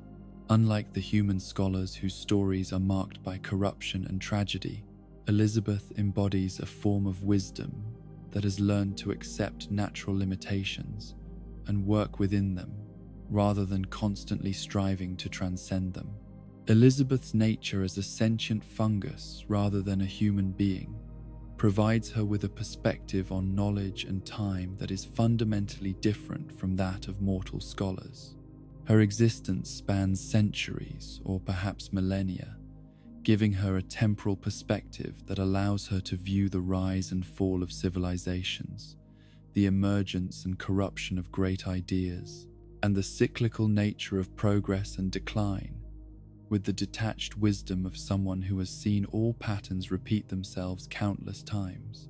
The Mushroom Guardian's role as keeper of Ulasil's ancient secrets places her in the position of gatekeeper to knowledge that proved catastrophically dangerous when it was last released into the world. Her understanding of what happened when the people of Ulasil delved too deeply into the arts of soul manipulation and dark magic gives her insights into the true costs of forbidden knowledge that most scholars lack until it is too late to apply such wisdom effectively. Elizabeth's interactions with those who seek her guidance reveal a character who has learned to balance the desire to preserve and share important knowledge with the recognition that some truths are too dangerous to be transmitted. Without careful consideration of the recipient's character and intentions, her willingness to provide assistance to worthy seekers while carefully limiting access to the most dangerous information demonstrates a form of scholarly wisdom that is rare among those who dedicate themselves to learning. The Guardian's deep connection to the natural world and her understanding of the cycles of growth, decay, and renewal that govern all living things provide her with a framework for understanding knowledge and power that differs fundamentally from the linear, progressive models that drive most human scholarship. Her perspective suggests that wisdom involves not only the accumulation of information, but also the understanding of when and how such information should be applied. Elizabeth's story serves as a counterexample to the pattern of corruption and tragedy that characterizes most of the scholarly figures in Lordran's history. Her ability to maintain her essential nature and moral perspective, despite centuries of exposure to dangerous knowledge, suggests that it may be possible to pursue understanding without becoming consumed by it, provided one approaches such pursuit with sufficient humility and respect for natural limitations. In the painted world that exists parallel to normal reality, trapped between dimensions by forces beyond her control or understanding, dwells Dusk of Ulasil, the princess whose story represents perhaps the most tragic example of how the pursuit of knowledge can destroy not only individuals but entire civilizations. Her imprisonment in the painted world serves as both sanctuary and punishment, protecting her from the consequences of her people's hubris, while condemning her to an existence cut off from everything that once gave her life meaning and purpose. Dusk's background as a member of Ulasail's royal family places her at the center of the events that led to her kingdom's destruction. Yet her survival and her retention of her essential humanity suggest that she was somehow protected from the worst effects of the catastrophe that consumed her people. Her knowledge of the ancient sorceries that her civilization developed represents both a precious resource for understanding the past and a dangerous temptation that could lead to the repetition of ancient mistakes. The princess's imprisonment in the painted world creates a unique form of scholarly isolation that differs fundamentally from the physical imprisonment experienced by figures like Logan in Sen's fortress. Her confinement is dimensional rather than physical, trapping her in a realm where normal rules of cause and effect do not apply, and where the passage of time becomes fluid and uncertain. Dusk's interactions with those who manage to reach her in her dimensional prison reveal a character who has retained her essential nobility and grace, despite centuries of isolation and the traumatic knowledge of her people's fate. Her willingness to share her understanding of ancient magic with worthy students demonstrates that her imprisonment has not turned her away from learning and teaching, though it has certainly made her more cautious about the potential consequences of such sharing. The princess's knowledge of soul sorcery and the advanced magical techniques that her people developed in their final days represents some of the most dangerous information available in all of Lordran's accumulated wisdom. Her understanding of how magic can be used to manipulate souls directly, to peer into the abyss that lies beneath reality, and to channel forces that exist beyond normal dimensional boundaries, makes her both an invaluable teacher and a potential source of catastrophic knowledge. Dusk's story serves as a reminder that knowledge, once released into the world, cannot be easily contained or controlled, and that the consequences of discovery can extend far beyond the intentions of those who make such discoveries. Her fate illustrates how even the most advanced civilizations can be destroyed by their own intellectual achievements when those achievements outpace the wisdom necessary to use them responsibly. The scholars of forbidden knowledge in Lordran represent different stages in the tragic trajectory that seems to await all those who push the boundaries of understanding beyond the limits that nature and wisdom have established. Their stories create a comprehensive exploration of how the pursuit of truth can become corrupted when it loses its connection to human values, ethical considerations, and respect for natural limitations. Big Hat Logan embodies the corruption of pure intellectual curiosity when it becomes obsessive and loses all connection to practical wisdom or moral consideration. His transformation from respected scholar to hollow madman illustrates how even the most admirable intellectual qualities can become destructive when they are pursued without balance or restraint. Griggs represents the tragedy of intellectual dependency and the dangers of surrendering one's moral judgment to authorities who may themselves be corrupted. His fate serves as a warning about the importance of developing independent thinking and ethical reasoning, rather than simply following the guidance of others, however respected they might be. Laurentius demonstrates how even the most compassionate and well-intentioned scholars can be led astray by their very virtues when those virtues are applied to the pursuit of knowledge that is inherently corrupting. His story suggests that some forms of understanding may be too dangerous for even the most noble souls to handle safely. The channelers illustrate the ultimate endpoint of scholarship that has become completely divorced from human values and ethical considerations. Their transformation into creatures that serve only the advancement of knowledge without regard for its moral implications represents the complete corruption of the scholarly ideal. Elizabeth provides a counterexample that suggests it may be possible to preserve and transmit dangerous knowledge without being corrupted by it. Provided one approaches such knowledge with sufficient wisdom, humility, and respect for natural limitations. Her role as guardian represents a model of scholarly responsibility that is rare in Lordran's tragic academic landscape.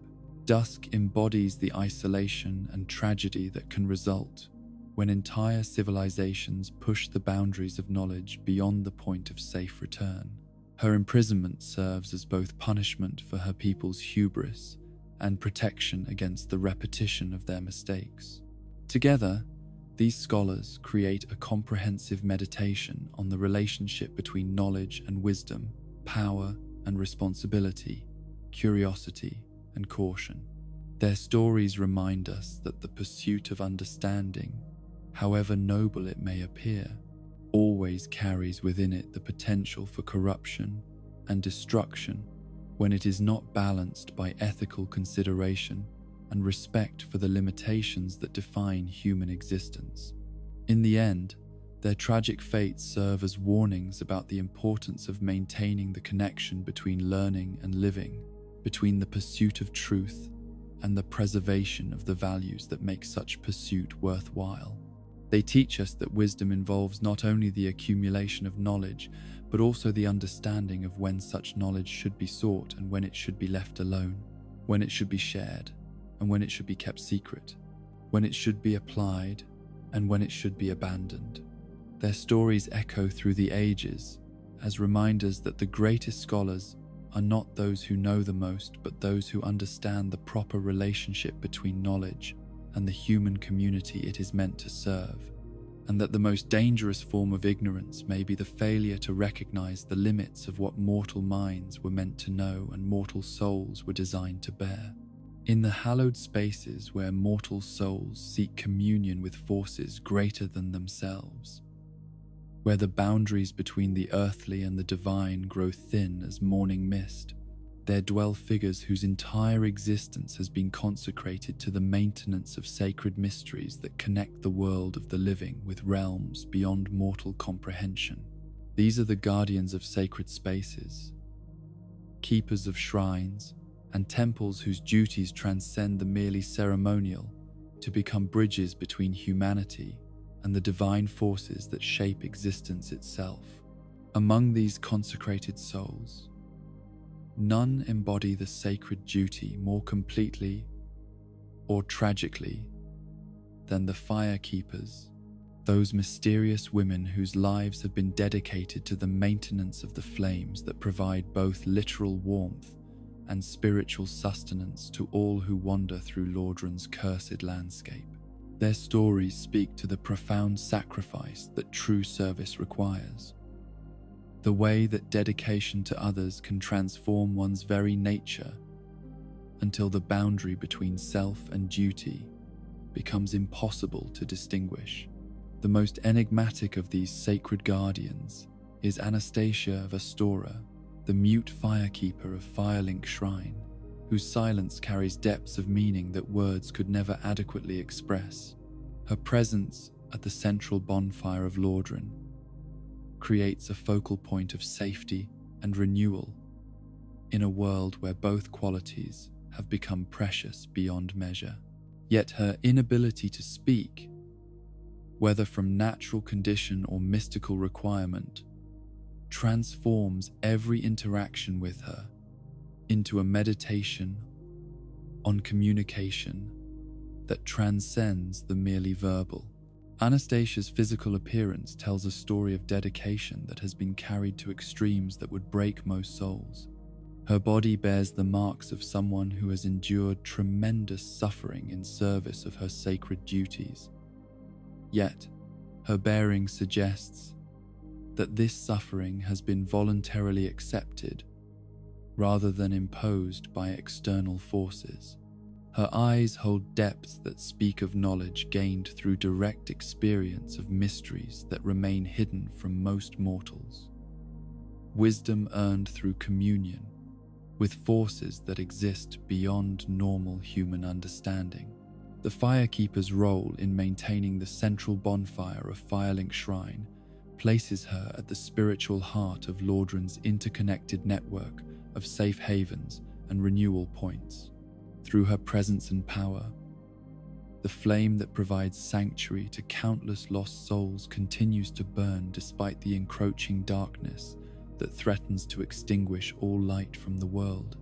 Her dedication to this task requires not merely physical presence, but a form of spiritual commitment that involves surrendering individual desires and personal ambitions in favor of service to something infinitely larger than oneself. The mystery of Anastasia's silence becomes even more profound when one considers the nature of the communications that do pass between her and those who seek her aid. Her ability to strengthen Estus flasks and kindle bonfires suggests access to powers that operate beyond the normal boundaries of speech and gesture. The fire that responds to her will seem to understand her intentions without need for verbal instruction, creating a form of communion between keeper and flame that exists on levels that transcend ordinary sensory experience. The tragic violation of Anastasia's sanctuary by Lautrec of Karim represents not merely the murder of an individual, but the desecration of a sacred space that had remained inviolate through centuries of war and chaos. Her death sends shockwaves through the spiritual infrastructure of Lordran, darkening the central bonfire and creating a void in the network of renewal points that serves as lifeline for all who struggle against the encroaching darkness. Yet, even in death, Anastasia's dedication to her sacred duty persists in ways that transcend normal understanding of mortality. Her soul, when recovered and returned to her physical form, demonstrates a commitment to service that survives even the ultimate violation of murder. Her resurrection and return to duty speak to the power of true consecration to transform the very nature of existence, making the boundary between life and death merely another obstacle to be overcome in service of higher purposes. The Firekeeper's ultimate fate, her return to active service despite the trauma of murder and resurrection, provides one of the most powerful examples of forgiveness and dedication in all of Lordran's dark chronicle. Her apparent lack of resentment toward those who failed to protect her, her immediate resumption of duties that had been interrupted by violence, and her continued provision of sanctuary to all who seek it regardless of their role in her suffering, demonstrate a form of spiritual maturity that few souls ever achieve. In the moonlit halls of Aenor Londo, where illusion and reality dance together in patterns too complex for mortal minds to fully comprehend, serves another Firekeeper whose story illustrates a different aspect of sacred duty. The unnamed woman known simply as the Dark Moon Knightess, whose dedication to her post has survived even the revelation that the city she serves exists more in memory than in present reality. The Dark Moon Knightess represents the persistence of duty in the face of ultimate disillusionment, continuing to maintain her sacred flame even after learning that the gods she serves have long since departed. And the glory of Aenor Londo exists primarily as elaborate illusion, designed to perpetuate deceptions that may no longer serve any useful purpose. Her position as keeper of the bonfire in the Cathedral of the Dark Moon creates a focal point of authentic, sacred power within a realm where authenticity has become increasingly rare and precious. The Firekeeper's knowledge of the truth behind Aenor Londo's apparent grandeur places her in the unique position of someone who must choose between comfortable illusion and harsh reality, between the preservation of beautiful lies and the acceptance of ugly truths. Her decision to continue her duties despite understanding their problematic context demonstrates a form of wisdom that recognizes the value of service even when the institutions being served have become corrupted or obsolete. The relationship between the Dark Moon Knightess and the various seekers and warriors who pass through her domain reveals a character who has learned to find meaning in individual acts of service, rather than in the grand narratives that, supposedly, give such acts their significance. Her provision of sanctuary and renewal to all who approach her bonfire represents a commitment to basic human values that transcends the particular political and religious frameworks within which such service is officially situated. The Firekeeper's interactions with those who serve in Gwendolyn's covenant of vengeance create complex tensions between her role as provider of sanctuary and her position within an organization dedicated to hunting down, punishing those who transgress against divine authority. Her ability to maintain both functions simultaneously speaks to a sophisticated understanding of the way that mercy and justice can coexist when they are properly balanced by wisdom and compassion. The tragic irony of the Dark Moon Knightess's situation becomes clear when one considers that her authentic spiritual service exists within a context of elaborate deception, while her genuine care for those who seek her aid operates alongside institutional structures dedicated to pursuit and punishment of enemies. Her story illustrates how individual integrity can persist even within corrupted systems, and how personal virtue can continue to function even when the broader context within which it operates has become morally compromised. Beneath the burning city of the demon ruins, in chambers that exist at the intersection of beauty and horror, we encounter the third of the great Firekeepers, the Fair Lady, whose story has already been touched upon, but whose role as guardian of sacred flame deserves deeper exploration. Her transformation from daughter of the Witch of Izalith into spider-like demon represents not the abandonment of sacred duty, but its evolution into forms that transcend normal categories of beauty and monstrosity. The Fair Lady's maintenance of the bonfire in her web-shrouded chamber creates a sanctuary within one of the most hostile environments in all of Lordran, providing refuge for those brave or desperate enough to venture into the poison-infested depths of Blighttown.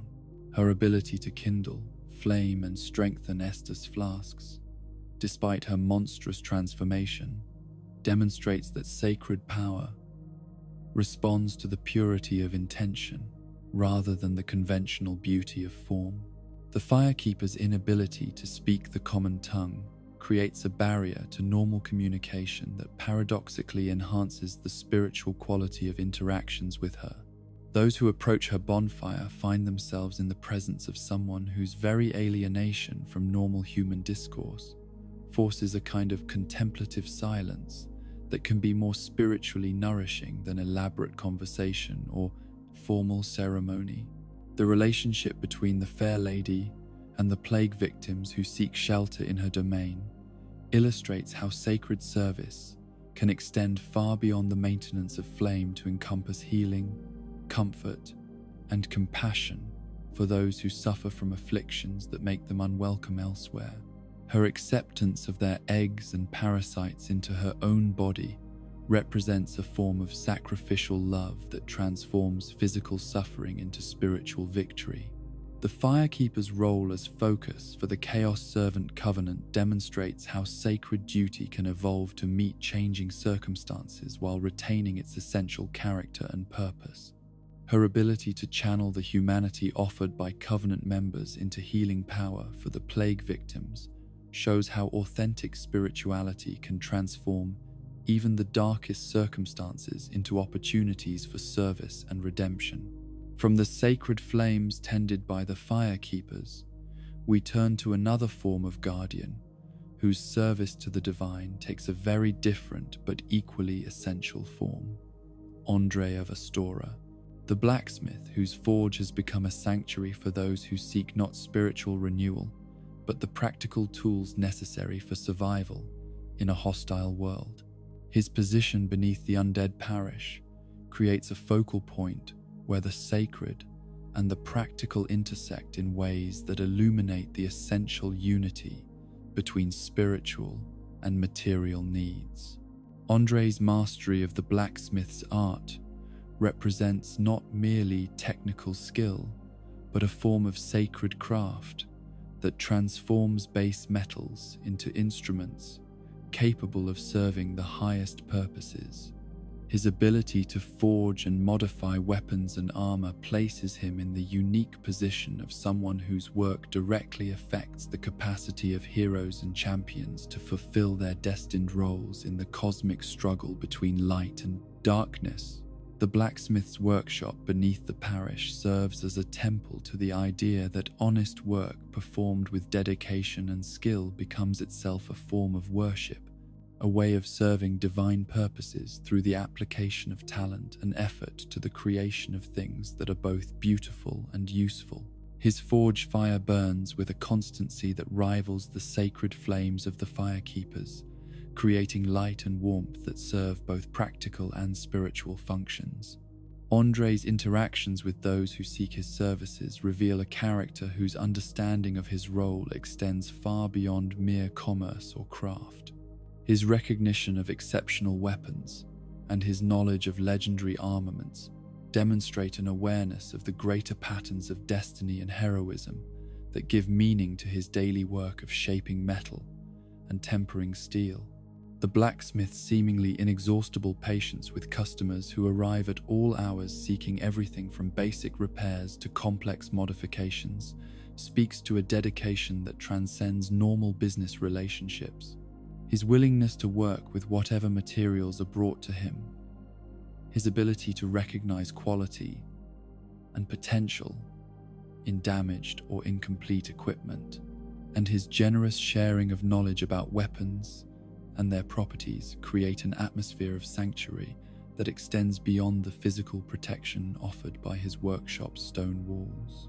Andre's deep knowledge of divine weapons and his ability to modify equipment using materials blessed by higher powers place him in the unique position of bridging the gap between earthly craftsmanship and celestial purpose. His work with titanite and his understanding of how blessed weapons differ from merely excellent ones demonstrate a form of spiritual insight that comes through dedicated service to the practical needs of those who fight against darkness. The eternal nature of Andre's service, his presence as a constant resource for generation after generation of heroes and adventurers, transforms him from a simple craftsman into something approaching a guardian spirit of the forge. His workshop becomes a fixed point of stability and renewal in a world where most other institutions have fallen to corruption or decay. In the upper reaches of the undead parish, where sinners come to seek absolution for crimes that weigh heavily upon their souls, presides Oswald of Karim, the pardoner whose unique role as dispenser of forgiveness creates one of the most morally complex positions in all of Lordran's spiritual hierarchy.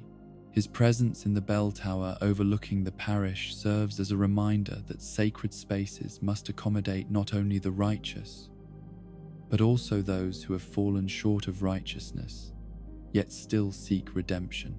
Oswald's distinctive appearance, marked by his elaborate hat and ornate clothing, sets him apart from other religious figures as someone whose relationship with institutional authority is more complex and ambiguous than that of typical clerics or holy warriors.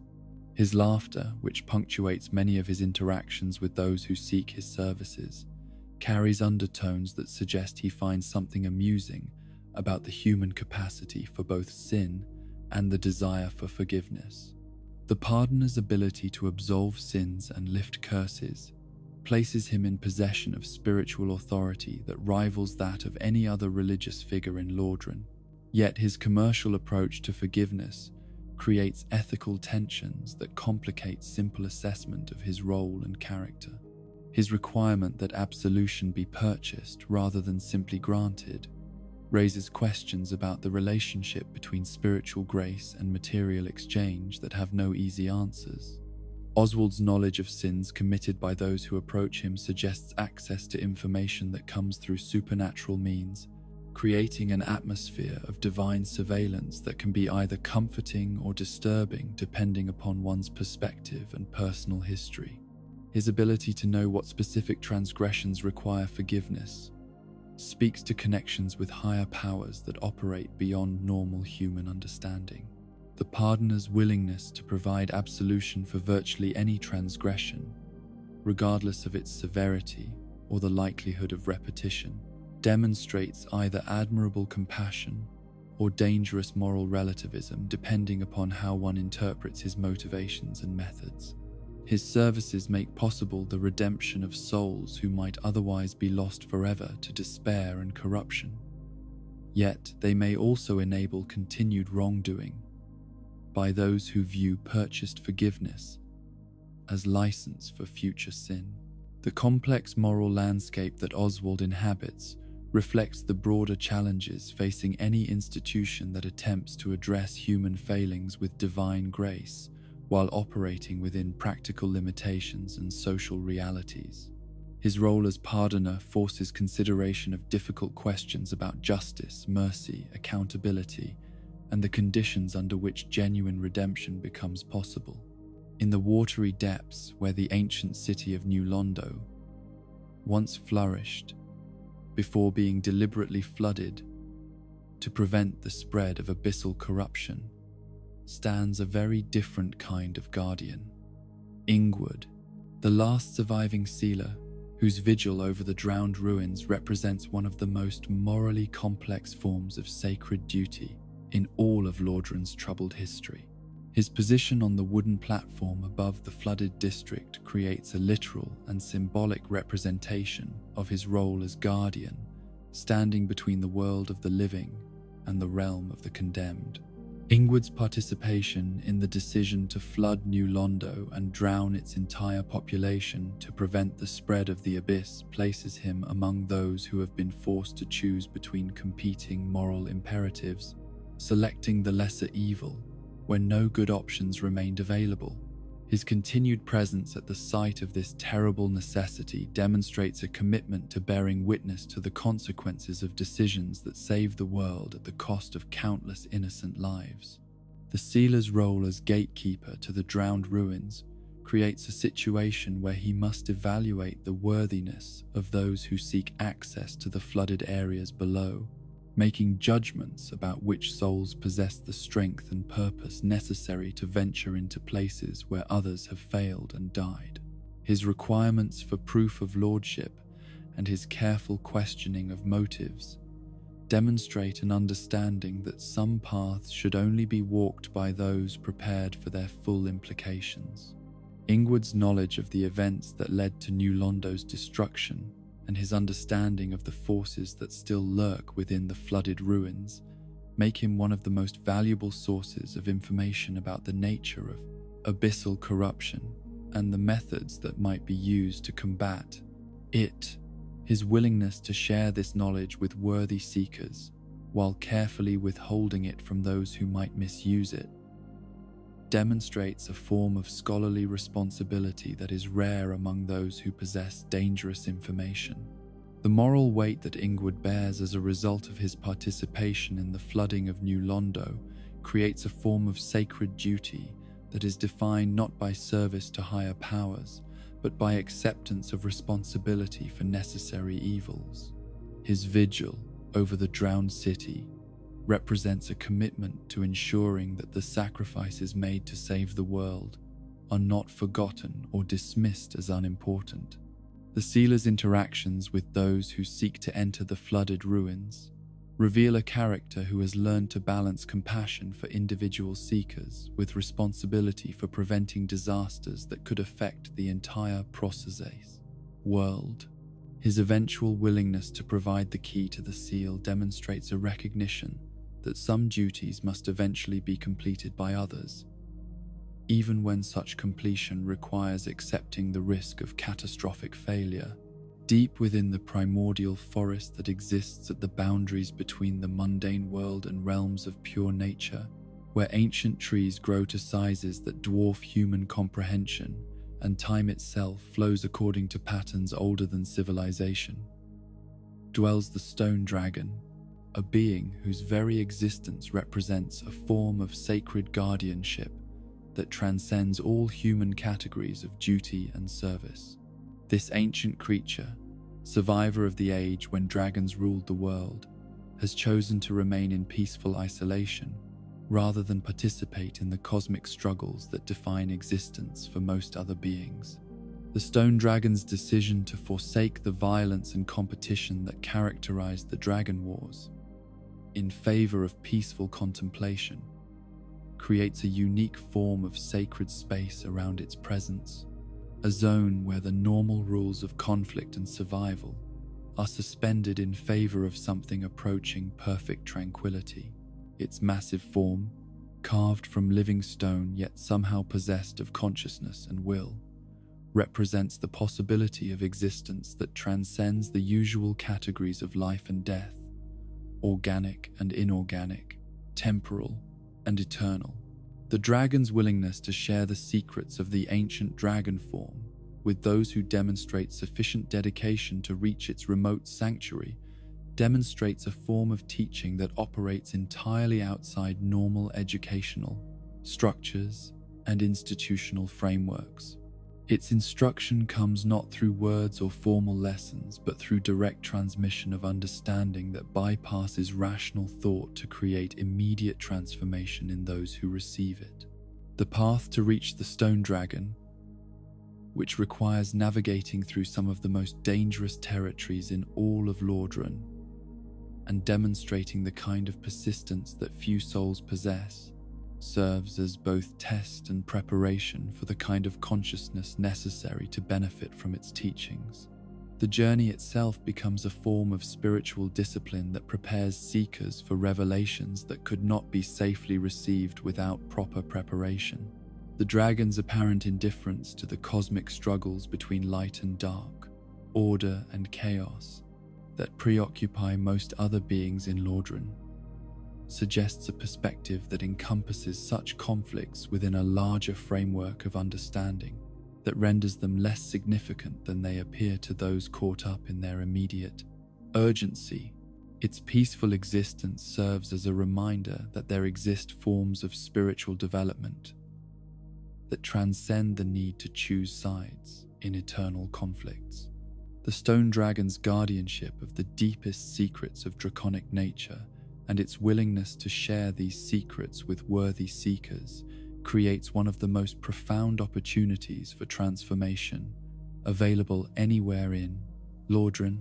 The dragon form it can bestow represents not merely a change in physical appearance, but a fundamental alteration in one's relationship with time, mortality, and the basic structures of existence itself. At the bottom of the world, where the great trees that support all reality extend their roots into primordial soil that has never known the touch of sunlight, lies Ash Lake, a realm that serves as both the foundation of existence and the ultimate destination for pilgrims seeking the deepest truths about the nature of reality itself. This sacred space, guarded by ancient hydras and inhabited by creatures that predate most of recorded history, represents the closest thing to absolute sacred ground that exists anywhere in the known world. The pilgrimage to Ash Lake requires not only tremendous courage and persistence, but also the kind of spiritual preparation that comes from having exhausted all other avenues of seeking and found them insufficient for one's deepest needs. The journey through the cursed swamp, the descent through the hollow tree, and the navigation of the underground lake system that leads to this primordial realm serve as stages in an initiation process that strips away all illusions and preconceptions about the nature of existence. The sight of the great trees that support the various levels of reality, their massive trunks extending upward beyond the range of vision and downward into depths that suggest infinite regression, provides pilgrims with a direct vision of the cosmic architecture that underlies all appearances. This revelation of the true structure of existence often proves overwhelming to unprepared minds, yet it offers the possibility of understanding that transcends all merely human knowledge and wisdom. The presence of ancient dragons in Ash Lake, creatures so old and powerful that they represent living connections to the primordial state of the world before the advent of fire and light, creates opportunities for communion with forms of consciousness that exist entirely outside human categories of thought and experience. These beings offer not teaching in any conventional sense, but the possibility of direct contact with ways of being that predate all human understanding. The pilgrimage to Ash Lake serves as the ultimate test of dedication for those who seek the deepest forms of spiritual understanding available in Lordran. The physical dangers of the journey pale in comparison to the psychological and spiritual challenges of confronting the fundamental nature of existence without the comforting illusions that make ordinary life possible. The guardians of sacred spaces in Lordran represent different aspects of the relationship between the human and the divine, the temporal and the eternal, the individual and the cosmic. Their stories create a comprehensive exploration of what it means to dedicate one's existence to service of purposes that transcend personal desires and individual limitations. The Firekeepers embody the sacrifice of personal voice and agency in favor of service to forces that provide spiritual sustenance to all who seek it. Their dedication transforms them into conduits for powers that flow through them rather than from them, making them essential to the spiritual infrastructure that makes survival possible in a hostile world. Andre represents the sanctification of honest work and the transformation of practical service into spiritual practice. His forge becomes a temple where the sacred and the mundane unite in the creation of tools that serve the highest purposes while meeting the most basic needs. Oswald illustrates the moral complexity that arises when divine grace must be administered through human institutions, operating within practical limitations and social realities. His role as pardoner forces consideration of difficult questions about justice, mercy, and the conditions under which genuine redemption becomes possible. Ingward embodies the burden of necessary evil and the responsibility that comes from making choices that save the world at terrible cost.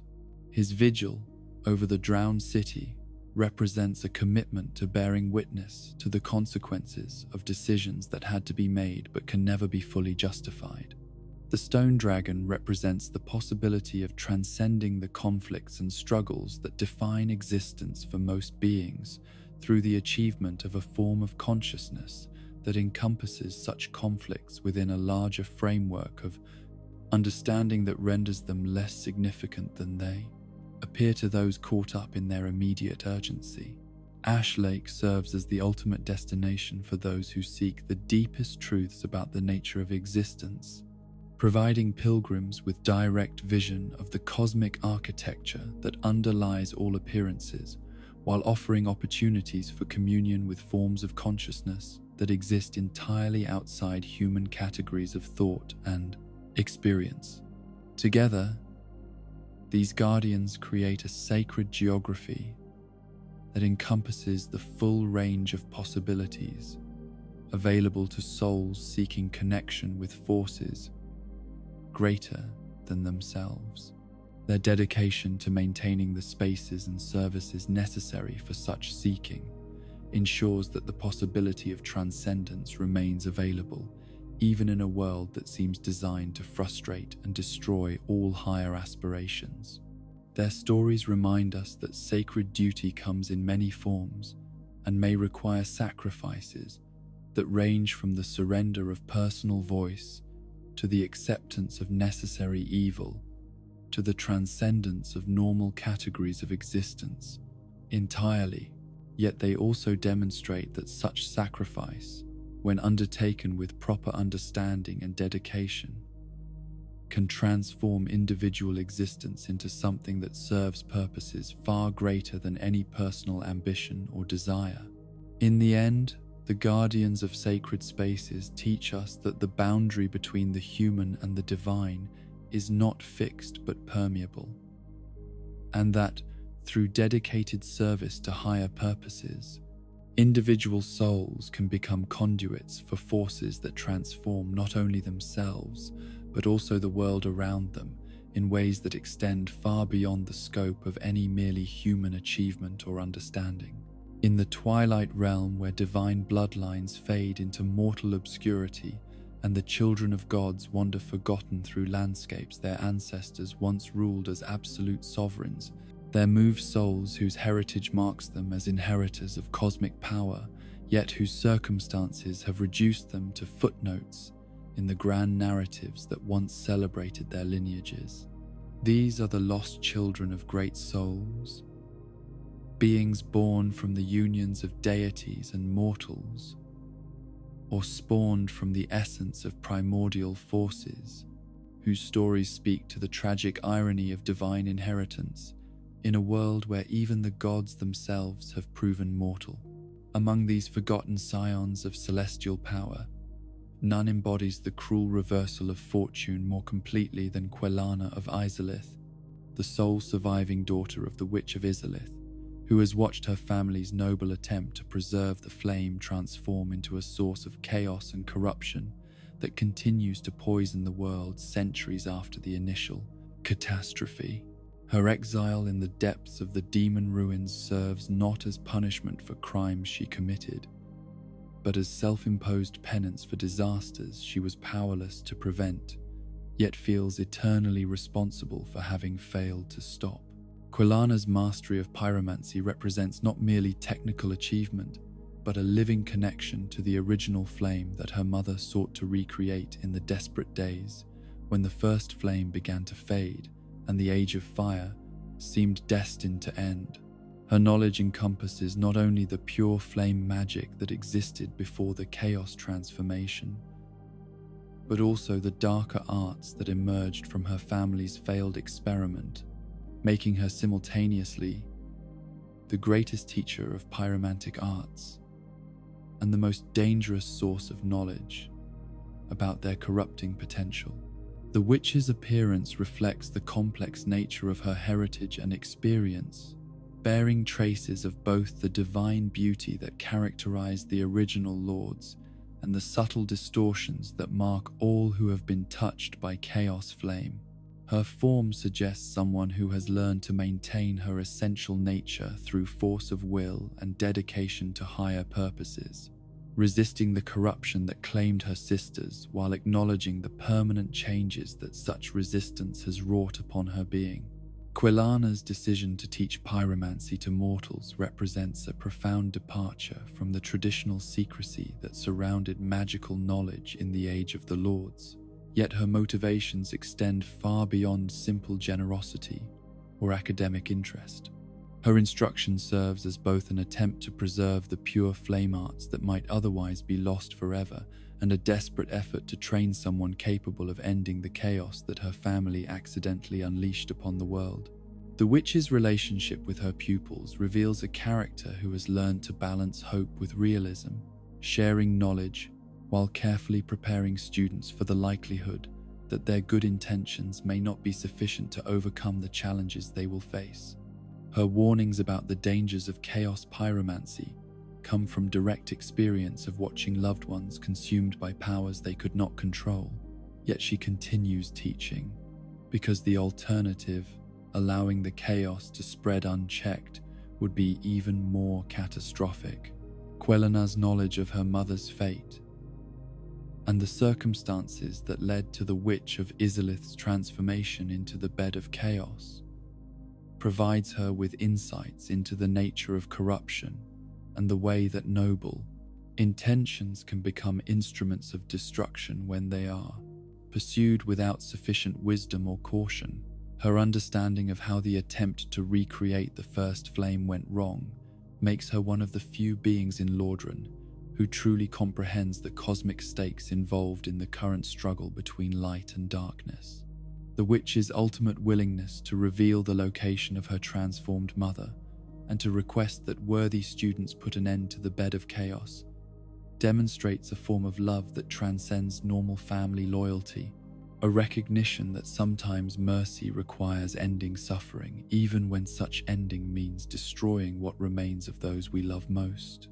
Her request represents not betrayal but the ultimate expression of filial devotion, asking others to perform a task that she cannot bring herself to complete yet knows must be done.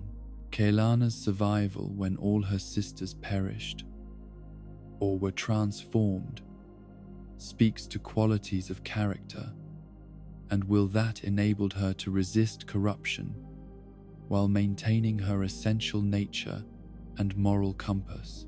Her ability to preserve both sanity and compassion in circumstances that would have driven most beings to madness or despair makes her a living testament to the possibility of maintaining hope and purpose, even in the face of overwhelming tragedy and loss.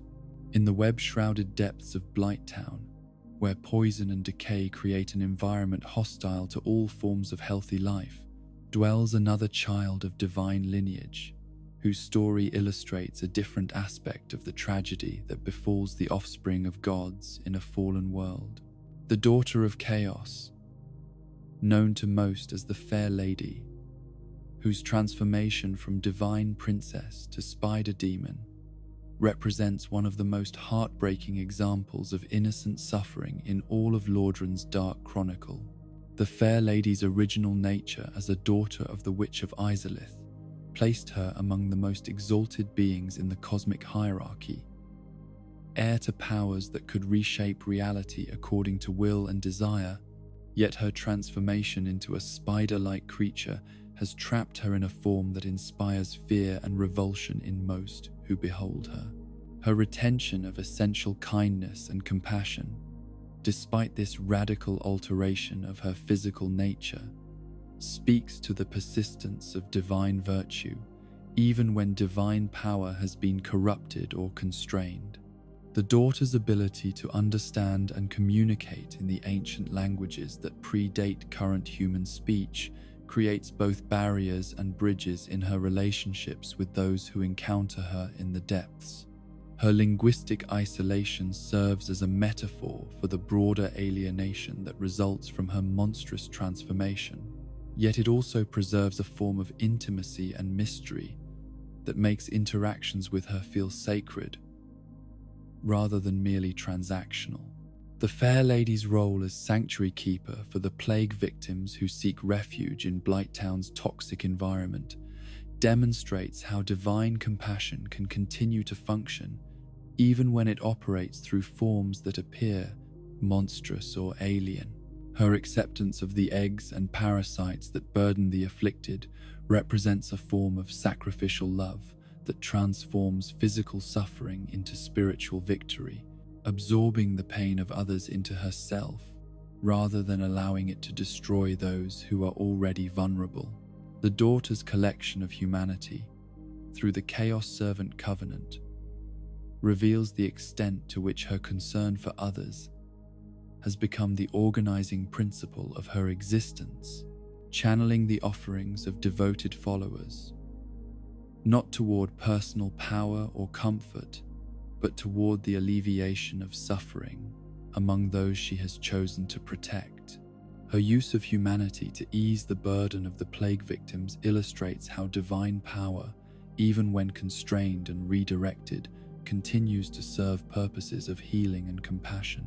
The tragedy of the Fair Lady's situation becomes most apparent when one considers that her greatest acts of mercy, taking the plagues and infections of others into her own body, have rendered her progressively less able to communicate or move freely, creating a form of imprisonment that makes her kindness invisible to most of those who might benefit from understanding her true nature. Her sacrifice transforms her into a hidden saint whose miracles go unrecognized by the very people they are meant to help. The daughter's relationship with her devoted servant Ingi provides one of the few examples in Lordran of genuine mutual care that transcends the boundaries between different species and forms of existence. Their partnership demonstrates how love can flourish, even under impossible circumstances, creating bonds that survive transformations that would normally destroy all possibility of connection and understanding. The Fair Lady's eventual fate, whether it involves healing through the devotion of the Chaos Servant Covenant or death at the hands of those who mistake her for a monster, serves as a meditation on the way that divine inheritance can become both blessing and curse, providing the power to help others while ensuring that such help comes at tremendous personal cost. In the thorny passages that wind through the painted world and beyond, where conventional morality gives way to more complex understandings of honor and devotion, moves a figure whose story illustrates how love can transform even criminal behavior into something approaching nobility. Kirk, Knight of Thorns. The dark wraith whose invasions and murders serve not personal ambition or sadistic pleasure, but a desperate attempt to gather humanity for the healing of someone he loves more than his own soul. Kirk's distinctive thorn-covered armor tells the story of someone who has chosen to embody pain and danger in his very appearance, transforming himself into a living weapon that inflicts suffering with every movement and contact. Yet this fearsome exterior conceals motivations that are among the most purely altruistic in all of Lordran, demonstrating how appearances can be profoundly misleading when they are not informed by understanding of the full context that shapes individual choices and actions. The knight's mastery of invasion techniques and his skill at tracking down other undead in their moments of vulnerability mark him as one of the most dangerous predators in Lordran. Yet his targets are chosen not for personal vendetta or random violence, but as part of a calculated campaign to gather the humanity necessary to ease the suffering of the fair lady. His crimes serve a form of love that transcends conventional moral categories, creating a situation where evil means are employed in service of the most noble ends.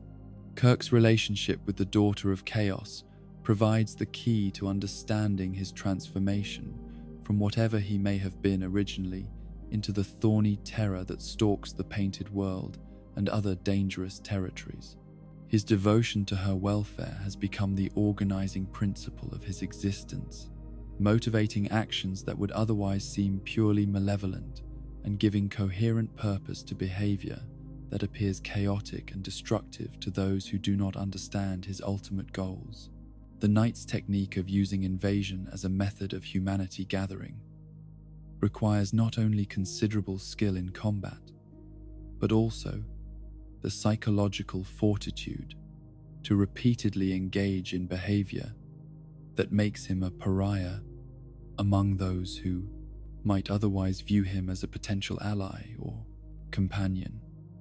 His willingness to accept the role of villain in order to serve someone he loves demonstrates a form of self-sacrifice that is perhaps more profound than more conventional forms of heroism. Kirk's eventual fate in the depths of the demon ruins, where his thorny corpse can be found near the fair lady's chamber, provides conclusive evidence of his true motivations and ultimate destination. His death in service to his beloved transforms his entire career of invasion and murder into an extended love letter written in blood and humanity, a testament to devotion that transcends all conventional boundaries of acceptable behavior. The tragic irony of Kirk's story lies in the fact that his success in gathering humanity for the fair lady may ultimately prove insufficient to heal her completely, making his crimes serve purposes that remain unfulfilled despite his complete dedication to their achievement. His fate illustrates how even the most pure motivations cannot guarantee successful outcomes, and how love itself can become a source of tragedy when it drives people to actions that destroy their essential nature in service of impossible goals.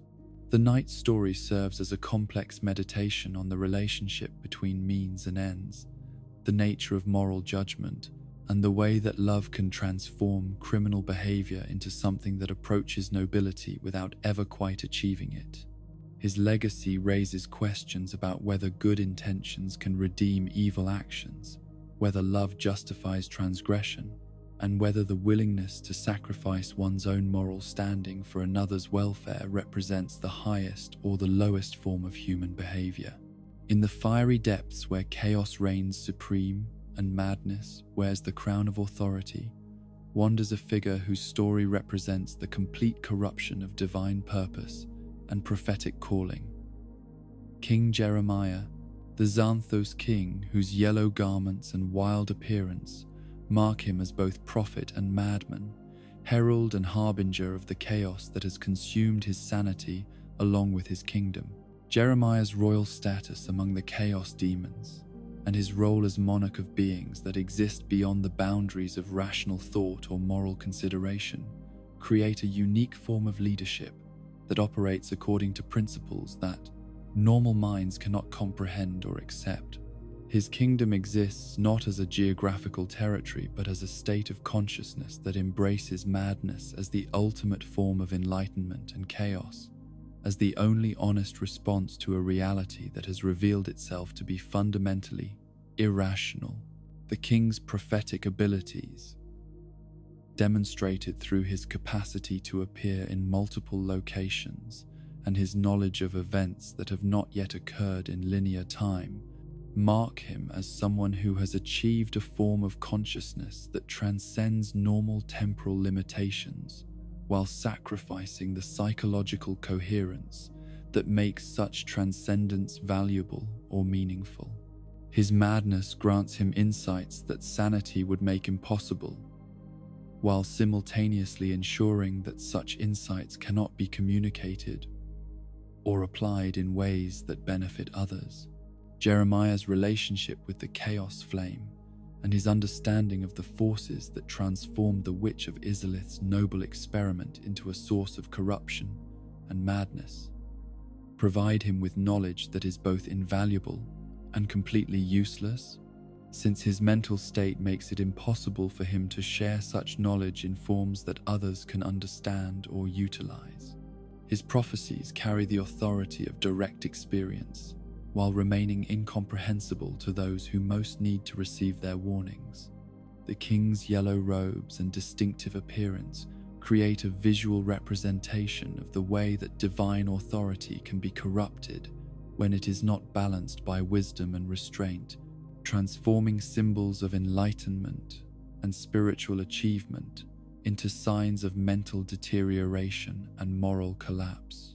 His royal regalia becomes a costume for madness rather than an expression of legitimate authority, illustrating how external trappings of power can persist long after the inequalities that justified such power have been destroyed.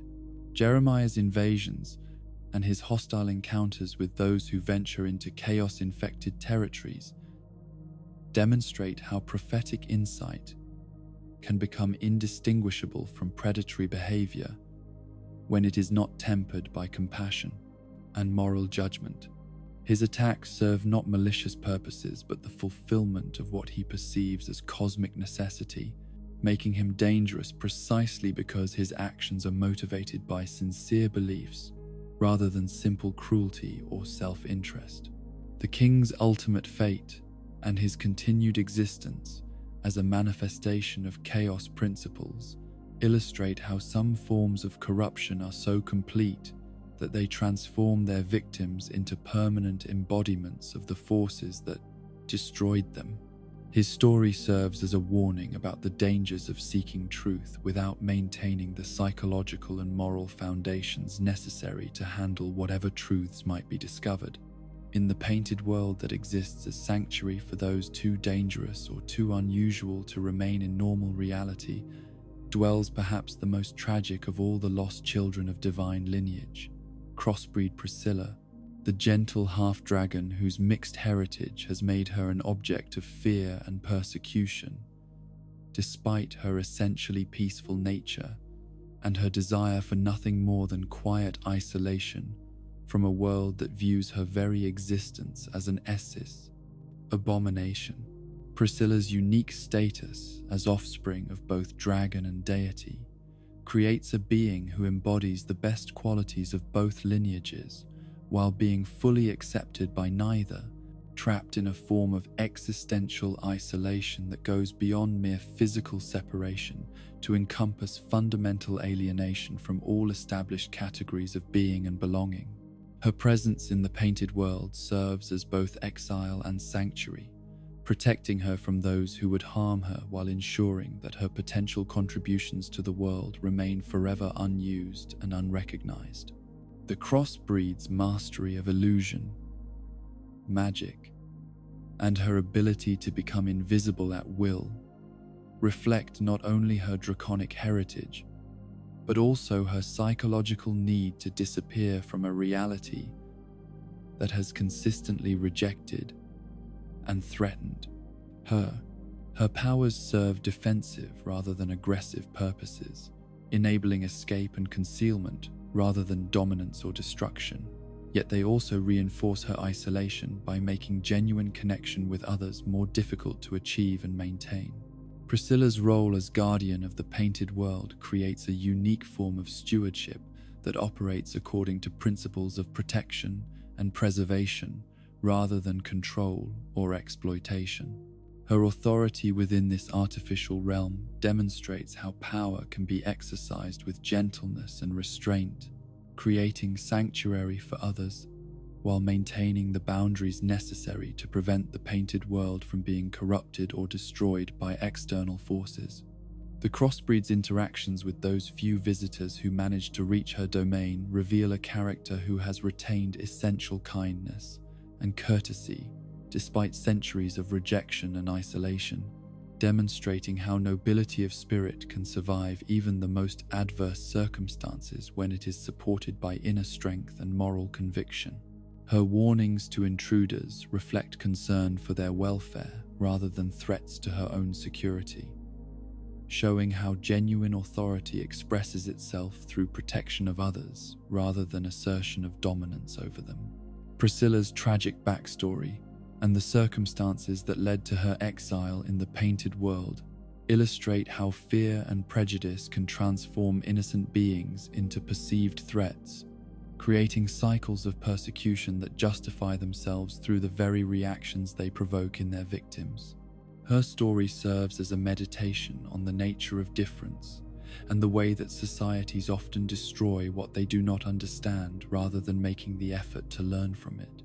The crossbreed's ultimate fate, whether it involves continued peaceful isolation in her painted sanctuary or violent death at the hands of those who invade her domain, seeking power or glory, provides a test of the visitor's moral character that reveals more about them than about her. Her response to aggression demonstrates how those who have been consistently persecuted can nonetheless choose to respond with measured force rather than overwhelming retaliation. The gentle dragon's existence serves as a reminder that divine heritage does not guarantee acceptance or happiness, and that some of the most noble souls are those who have learned to maintain their essential goodness despite circumstances that would justify bitterness, hatred, or despair. Her story illustrates how true strength often expresses itself through restraint rather than action, through the choice to remain gentle when gentleness requires more courage than violence. In the chaos-touched regions where scholarship has been corrupted by exposure to forces beyond rational comprehension, once dwelt the community of Xantu's scholars, those yellow-robed seekers of forbidden knowledge, whose collective fate illustrates how entire academic traditions can be destroyed when they venture too far into mysteries that were never meant for mortal minds to explore. The Xanthus tradition represented one of the most ambitious attempts in Lordran's history to understand the fundamental nature of chaos and its relationship to the cosmic order, attracting scholars whose intellectual courage was matched only by their willingness to risk everything in pursuit of absolute knowledge. Their distinctive yellow robes and shared commitment to pushing the boundaries of acceptable research marked them as both the most promising and the most dangerous scholars of their generation. The community's decision to focus their research on the chaos flame and its effects on consciousness, reality, and the fundamental structures of existence placed them in direct contact with forces that operate according to principles that transcend rational thought and moral consideration. Their studies required not only intellectual brilliance, but also psychological fortitude sufficient to maintain sanity while contemplating realities that seem specifically designed to destroy human understanding. The scholars' collective fate, their transformation into beings that exist beyond the boundaries of normal human consciousness and moral understanding, demonstrates how some forms of knowledge are inherently corrupting, regardless of the intentions or character of those who seek them. Their research succeeded in achieving its goals of perfect understanding while simultaneously destroying everything that made such understanding valuable or meaningful. The Xanthus legacy lives on in the scattered fragments of their research, and in the cautionary tale their fate provides to future generations of scholars who might be tempted to follow similar paths. Their story serves as a reminder that wisdom involves not only the courage to seek truth, but also the wisdom to recognize when certain truths are too dangerous to be safely pursued by mortal minds. The yellow robes that once marked the Xanthus scholars as members of an elite academic community have become symbols of the price that must sometimes be paid for knowledge, serving as warnings to others who might be tempted to venture too far into mysteries that destroy rather than enlighten those who uncover them. The lost children of great souls in Lordran represent different aspects of the tragedy that befalls divine inheritance in a fallen world, illustrating how noble lineage and cosmic power provide no protection against the forces of corruption, isolation, and moral compromise that characterize existence in a realm where even the gods have proven mortal. Quilana embodies the burden of survivor's guilt and the responsibility that comes from being the sole keeper of knowledge that is both essential and dangerous, forced to make decisions about sharing information that could either save or damn those who receive it. Her story illustrates how wisdom sometimes requires accepting roles that bring no satisfaction or recognition while serving purposes that extend far beyond personal desires or ambitions. The Fair Lady represents the transformation of divine compassion into something that transcends normal categories of beauty and monstrosity, demonstrating how love can persist even when it must operate through forms that inspire fear rather than attraction. Her sacrifice shows how the greatest acts of mercy are often invisible to those who benefit from them. Kirk illustrates how love can transform criminal behavior into something that approaches nobility without ever quite achieving it, raising complex questions about the relationship between means and ends, and the extent to which good intentions can redeem evil actions. His story serves as a meditation on the moral complexity that arises when pure motivations drive impure behavior. King Jeremiah represents the complete corruption of prophetic insight and divine authority, showing how the pursuit of truth without wisdom can transform enlightenment into madness and leadership into a form of dangerous delusion. His fate serves as a warning about the psychological and moral foundations necessary to handle revelations that transcend normal human understanding. Crossbreed Priscilla embodies the tragedy of difference and the way that fear and prejudice can transform innocent beings into perceived threats, creating cycles of persecution that justify themselves through the reactions they provoke. Her story demonstrates how nobility of spirit can survive even the most adverse circumstances when it is supported by inner strength and moral conviction. The Xanthus scholars represent the collective fate of entire academic traditions when they venture too far into mysteries that were never meant for mortal exploration, illustrating how intellectual courage without wisdom can lead to the destruction of everything that makes knowledge valuable or meaningful. Together, these lost children create a tapestry of divine inheritance that encompasses the full range of possibilities available to those born from the unions of gods and mortals, or spawned from the essence of primordial forces.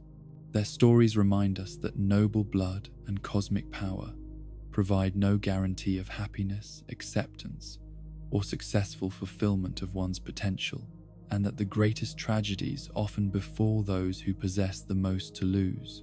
Their collective fate serves as a meditation on the nature of inheritance and the way that the gifts of previous generations can become burdens for their descendants, transforming blessings into curses and advantages into sources of isolation and persecution.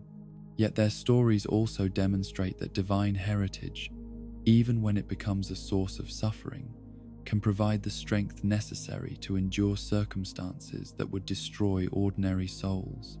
In the end, the lost children of great souls teach us that true nobility lies not in the circumstances of one's birth or the powers one inherits, but in the choices one makes about how to use whatever gifts and burdens fate provides.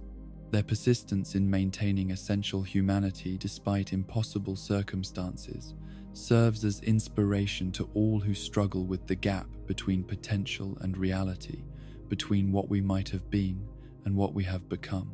In the shadowed margins of great narratives, where loyalty persists beyond reason and service continues long after the masters who once commanded such devotion have faded into memory or madness, there dwell souls whose existence has become defined not by their own ambitions or desires, but by their unwavering dedication to purposes that may no longer serve any coherent function.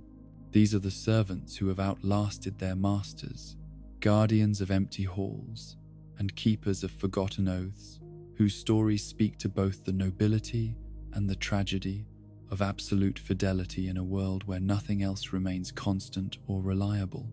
Among these figures of eternal service stands Shiva of the East, the enigmatic warrior whose quest for the legendary Chaos Blade has carried him across vast distances and through countless dangers in pursuit of a weapon that embodies both ultimate power and ultimate corruption. His presence in the depths of Blighttown and later in the shadowed groves of Darkroot Garden marks him as someone whose understanding of combat excellence transcends regional boundaries and cultural limitations, yet whose true motivations remain as mysterious as the distant lands from which he claims to have journeyed. Shiva's mastery of Eastern fighting techniques and his collection of exotic weapons speak to a martial education that extends far beyond anything available in the Western kingdoms, suggesting connections to warrior traditions that have developed along entirely different philosophical and technical lines. His fighting style incorporates elements that seem foreign to local combat practices, yet his effectiveness in battle demonstrates that skill transcends cultural boundaries and that excellence can be achieved through many different paths of development and refinement. The warrior's obsession with the Chaos Blade reveals a character whose pursuit of perfection has led him to seek out weapons that exist at the intersection of ultimate power and ultimate danger, tools that promise to elevate their wielders to unprecedented heights of combat effectiveness, while threatening to corrupt or destroy anyone who lacks the strength of will necessary to resist their malevolent influence. His willingness to risk everything in pursuit of such dangerous perfection speaks to a dedication that borders on the fanatical.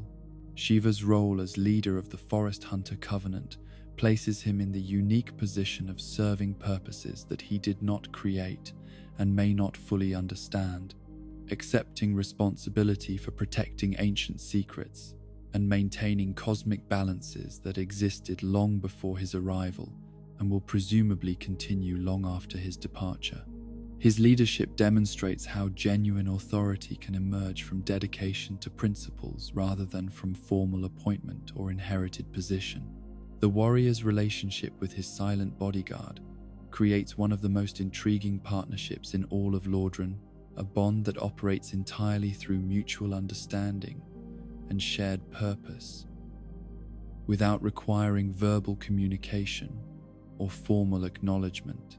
Their collaboration suggests a form of loyalty that transcends normal master-servant relationships to become something approaching spiritual communion between warriors who have achieved perfect synchronization of purpose and method. Shiva's eventual fate, whether it involves successful acquisition of the Chaos Blade or destruction in pursuit of impossible perfection, serves as a meditation on the nature of obsession and the way that the quest for ultimate achievement can become indistinguishable from a form of noble madness. His story illustrates how the desire to transcend human limitations can drive individuals to seek powers that may ultimately prove more destructive than beneficial. The warrior's legacy lies not in any particular achievement or acquisition, but in his demonstration that dedication to excellence can persist even when such dedication serves no clear practical purpose and brings no obvious rewards. His presence in Lordran serves as a reminder that some forms of service transcend the specific contexts that originally gave them meaning, becoming expressions of character that continue to function even when their original justifications have disappeared. Standing in shadow behind Shiva moves a figure whose very existence embodies the purest form of selfless service. The unnamed ninja who serves as bodyguard and companion to the Eastern warrior, whose silence speaks more eloquently than words could express about the nature of absolute loyalty and the way that true devotion transforms individual identity into something that exists primarily in relation to the welfare of another. The bodyguard's mastery of stealth techniques and assassination methods marks him as a product of training traditions that emphasize invisibility, patience, and the ability to strike without warning from positions of concealment. His skills represent not merely technical competence, but a complete philosophy of service that subordinates personal desires and individual recognition to the greater good of protecting someone whose mission is considered more important than one's own life or comfort. The ninja's decision to accompany Shiva into the dangerous territories of Lordran demonstrates a form of loyalty that extends beyond contractual obligation or professional duty to encompass something approaching religious devotion. His willingness to face unknown dangers in unfamiliar territories for the sake of his master's quest speaks to bonds that have been forged through shared experience and mutual trust over periods of time that may span years or even decades.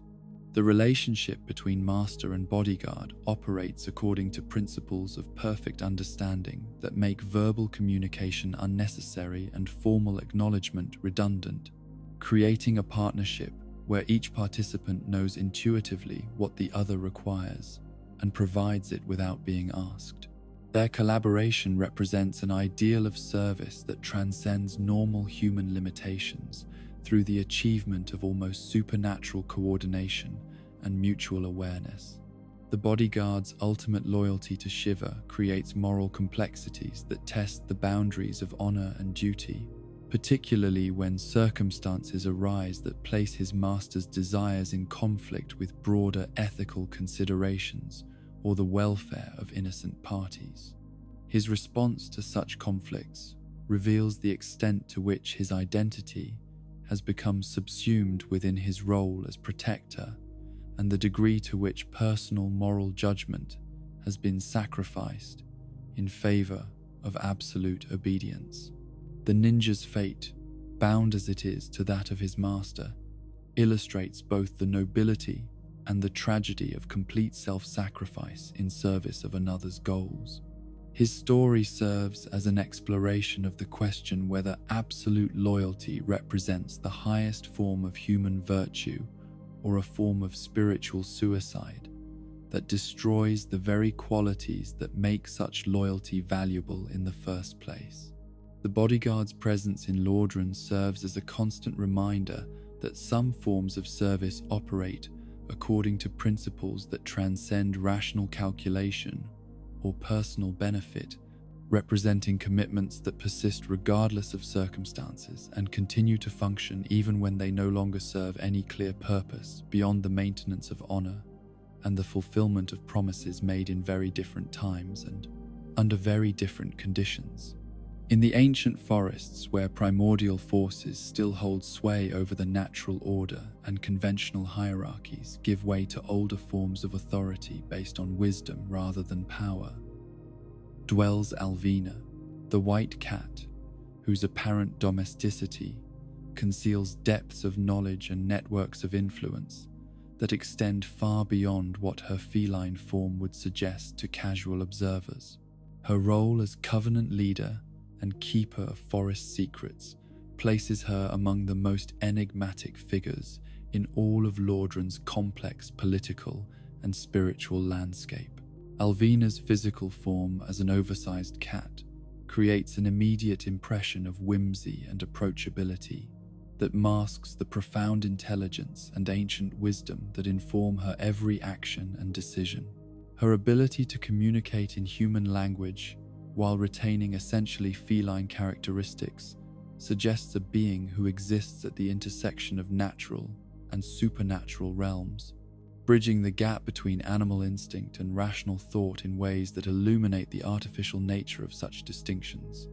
The cat's knowledge of events spanning vast periods of time and her familiarity with figures who have been dead for centuries indicate a lifespan and perspective that far exceed normal mortal limitations, making her a living repository of historical information and ancient wisdom that would otherwise be lost forever. Her casual references to long-dead heroes and forgotten conflicts suggest that she has been observing and occasionally participating in the great events that have shaped Lordran's history across multiple ages. Alvina's role as leader of the Forest Hunter Covenant demonstrates how authority can be exercised through wisdom and persuasion rather than force or formal position, creating loyalty through the provision of valuable services and the maintenance of beneficial relationships rather than through the assertion of dominance or the threat of punishment. Her leadership style reflects essentially feline characteristics of independence and dignity combined with practical intelligence about the management of complex social relationships. The cat's network of connections throughout Lordran's political and spiritual hierarchies suggests influence that operates largely behind the scenes, affecting events through subtle manipulation and strategic advice rather than through direct intervention or obvious action. Her ability to know things that happen in distant locations and her awareness of secrets that are carefully guarded by their possessors indicate access to information networks that function according to principles very different from normal human intelligence gathering. Alvina's apparent immortality and her persistence through multiple historical periods place her in the unique position of serving as a bridge between past and present, maintaining continuity of knowledge and purpose across transitions that would normally result in complete loss of institutional memory. Her presence provides stability and context that help others understand their roles within larger patterns of meaning that extend far beyond individual lifespans or immediate circumstances. The cat's ultimate motivations and the full extent of her knowledge remain mysterious even to those who serve in her covenant, creating an atmosphere of trust that must be maintained without complete understanding of the purposes being served. Her story illustrates how some forms of service require faith in leaders whose wisdom transcends normal categories of explanation or justification. Moving through the deepest chambers beneath the world, where ancient powers slumber in the darkness beyond mortal comprehension, serve entities whose loyalty to primordial forces makes them instruments of cosmic purposes that dwarf all human understanding. The servants and pawns of the primordial serpents, those mysterious beings whose true nature and ultimate goals remain hidden behind layers of deception and misdirection that may serve purposes beyond mortal capacity to comprehend. These servants operate according to instructions and principles that they may not fully understand themselves, carrying out tasks that serve master plans, spanning countless ages, and involving manipulations so subtle and complex that their ultimate effects may not become apparent until long after the servants themselves have completed their roles and departed from the stage of history. Their dedication to purposes they cannot fully grasp represents a form of faith that transcends rational understanding. The relationship between the serpents and their servants illustrates how cosmic forces often work through mortal agents who are kept deliberately ignorant of the full scope of the plans they help to implement, ensuring that individual failures or betrayals cannot compromise larger strategies while maintaining the psychological distance necessary to prevent servants from being overwhelmed by the magnitude of the purposes they serve. The various pawns and agents who carry out the serpent's will throughout Lordran demonstrate how influence can be exercised through chains of command that extend across vast distances and time periods, with orders being transmitted through networks of intermediaries who may never have direct contact with the ultimate sources of authority they serve. Their actions create ripple effects that extend far beyond their immediate awareness or intention. The ultimate fate of these servants, whether they achieve their assigned goals or fail in their missions, remains largely irrelevant to the cosmic purposes they serve, since their individual contributions represent only small components of much larger patterns that continue to unfold regardless of any particular success or failure. Their story serves as a meditation on the relationship between individual agency and cosmic determinism. In the painted world where time flows differently and the normal rules of cause and effect become fluid and uncertain, appears Marvelous Chester, the mysterious figure whose anachronistic clothing and strange knowledge mark him as someone who exists outside the normal temporal framework that governs most inhabitants of Lordran. His presence in the painted world raises questions about the nature of time, identity, and the possibility of existence that transcends conventional limitations of chronology and causation.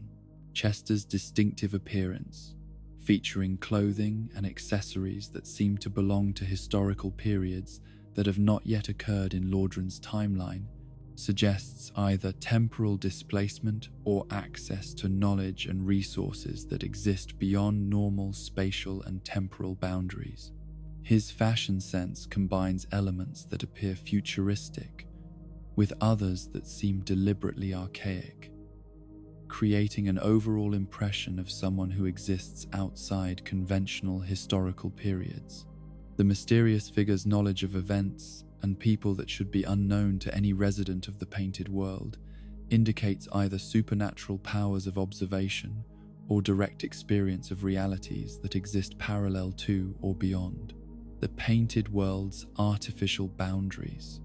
His casual familiarity with figures and situations that other inhabitants treat as legendary or mythical suggests a perspective that encompasses multiple layers of reality simultaneously. Chester's role as merchant and guide within the painted world demonstrates how outsiders can sometimes provide essential services to isolated communities while remaining fundamentally alien to the cultures they serve.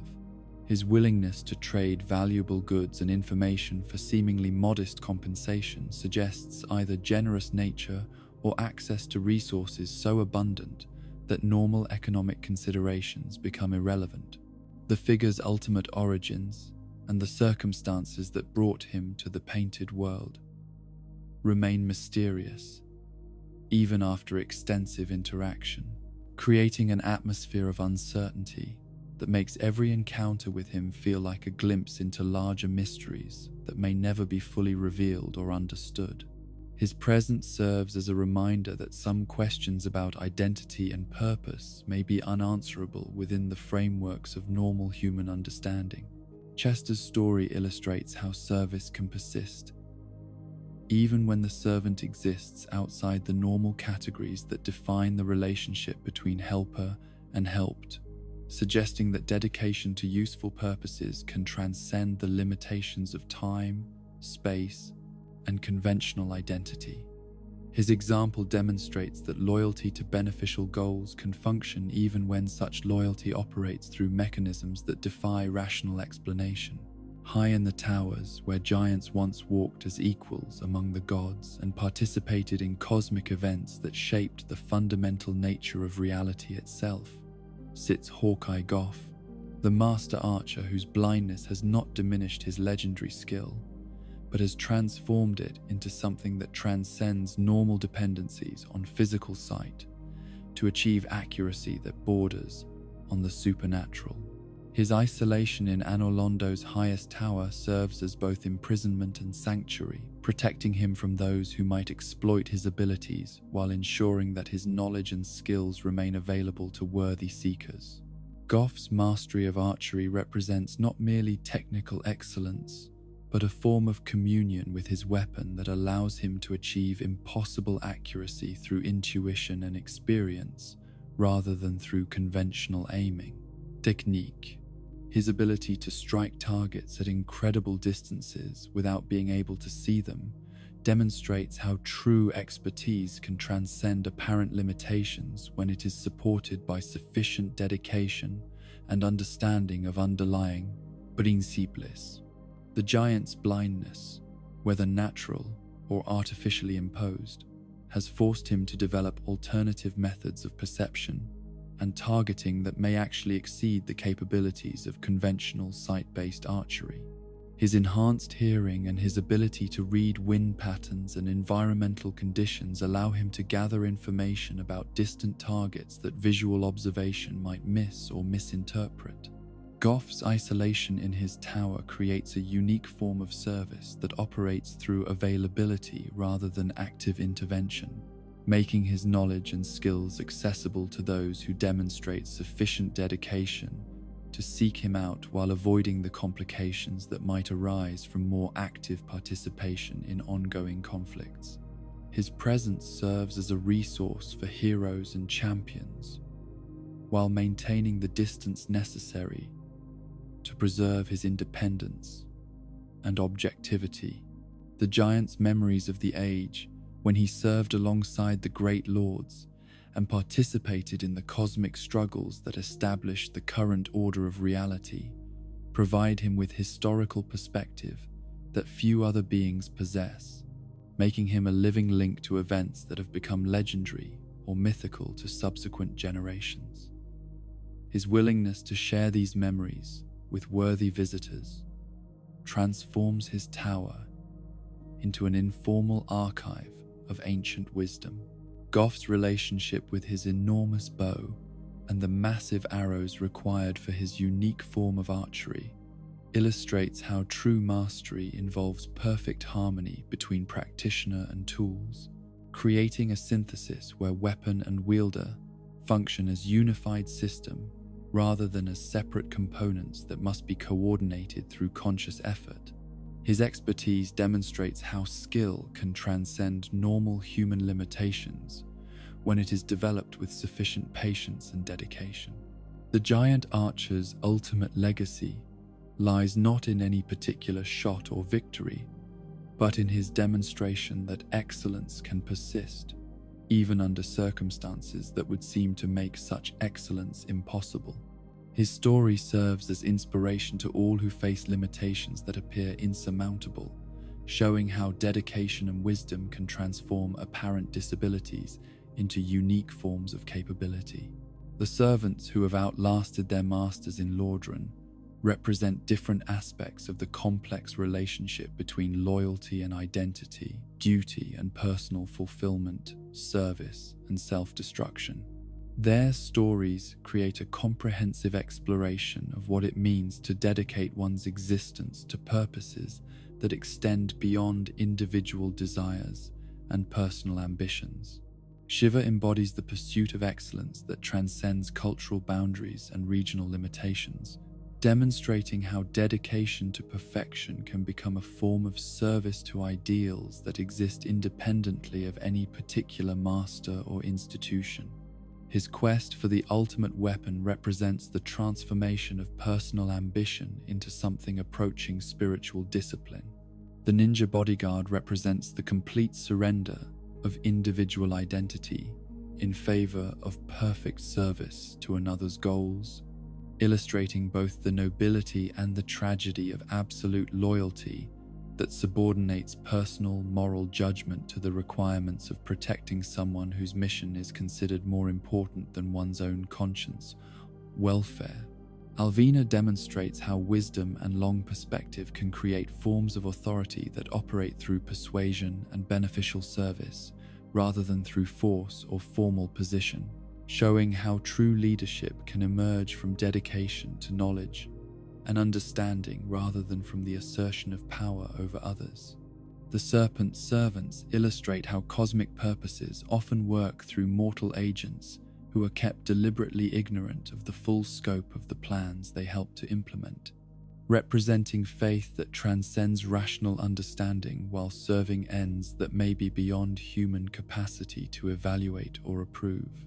Chester embodies the mystery of service that operates outside normal categories of time, space, and identity, suggesting that dedication to useful purposes can transcend conventional limitations while remaining fundamentally inexplicable within normal frameworks of understanding.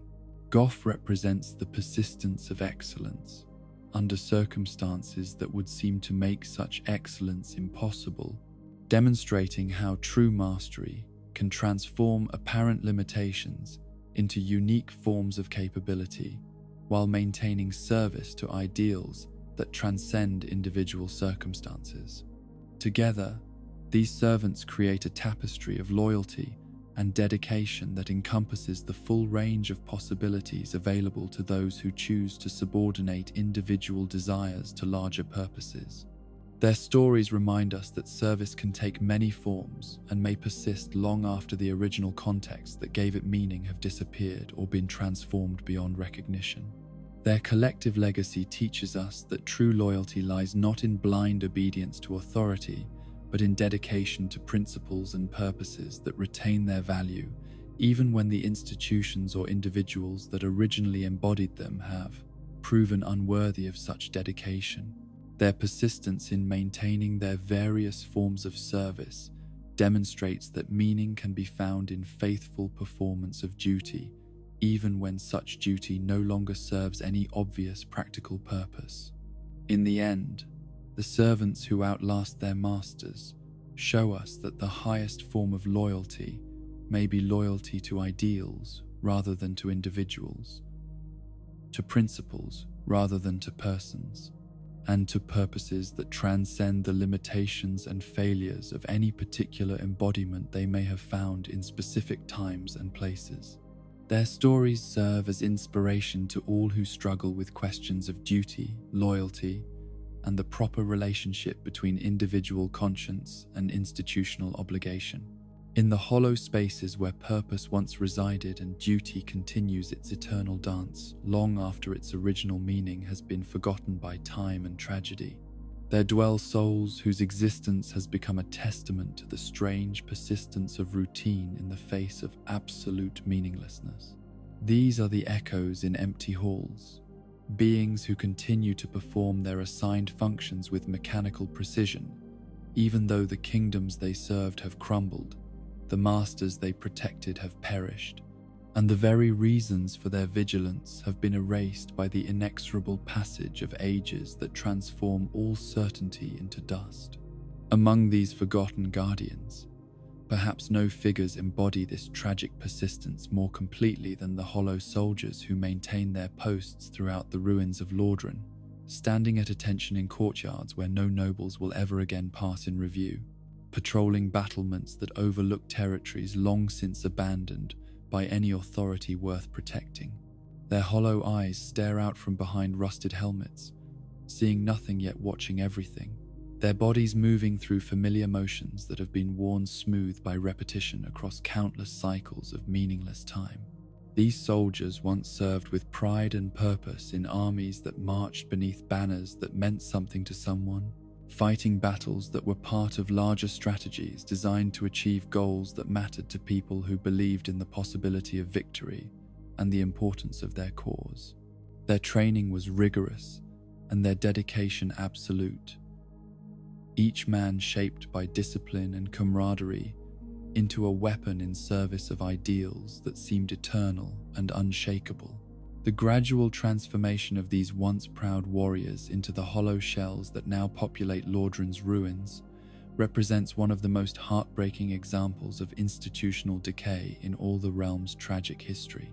Their hollowing was not the result of any single catastrophic defeat, but rather the slow erosion of meaning that occurs when purpose is gradually drained away by circumstances too complex and overwhelming for simple minds to comprehend or accept.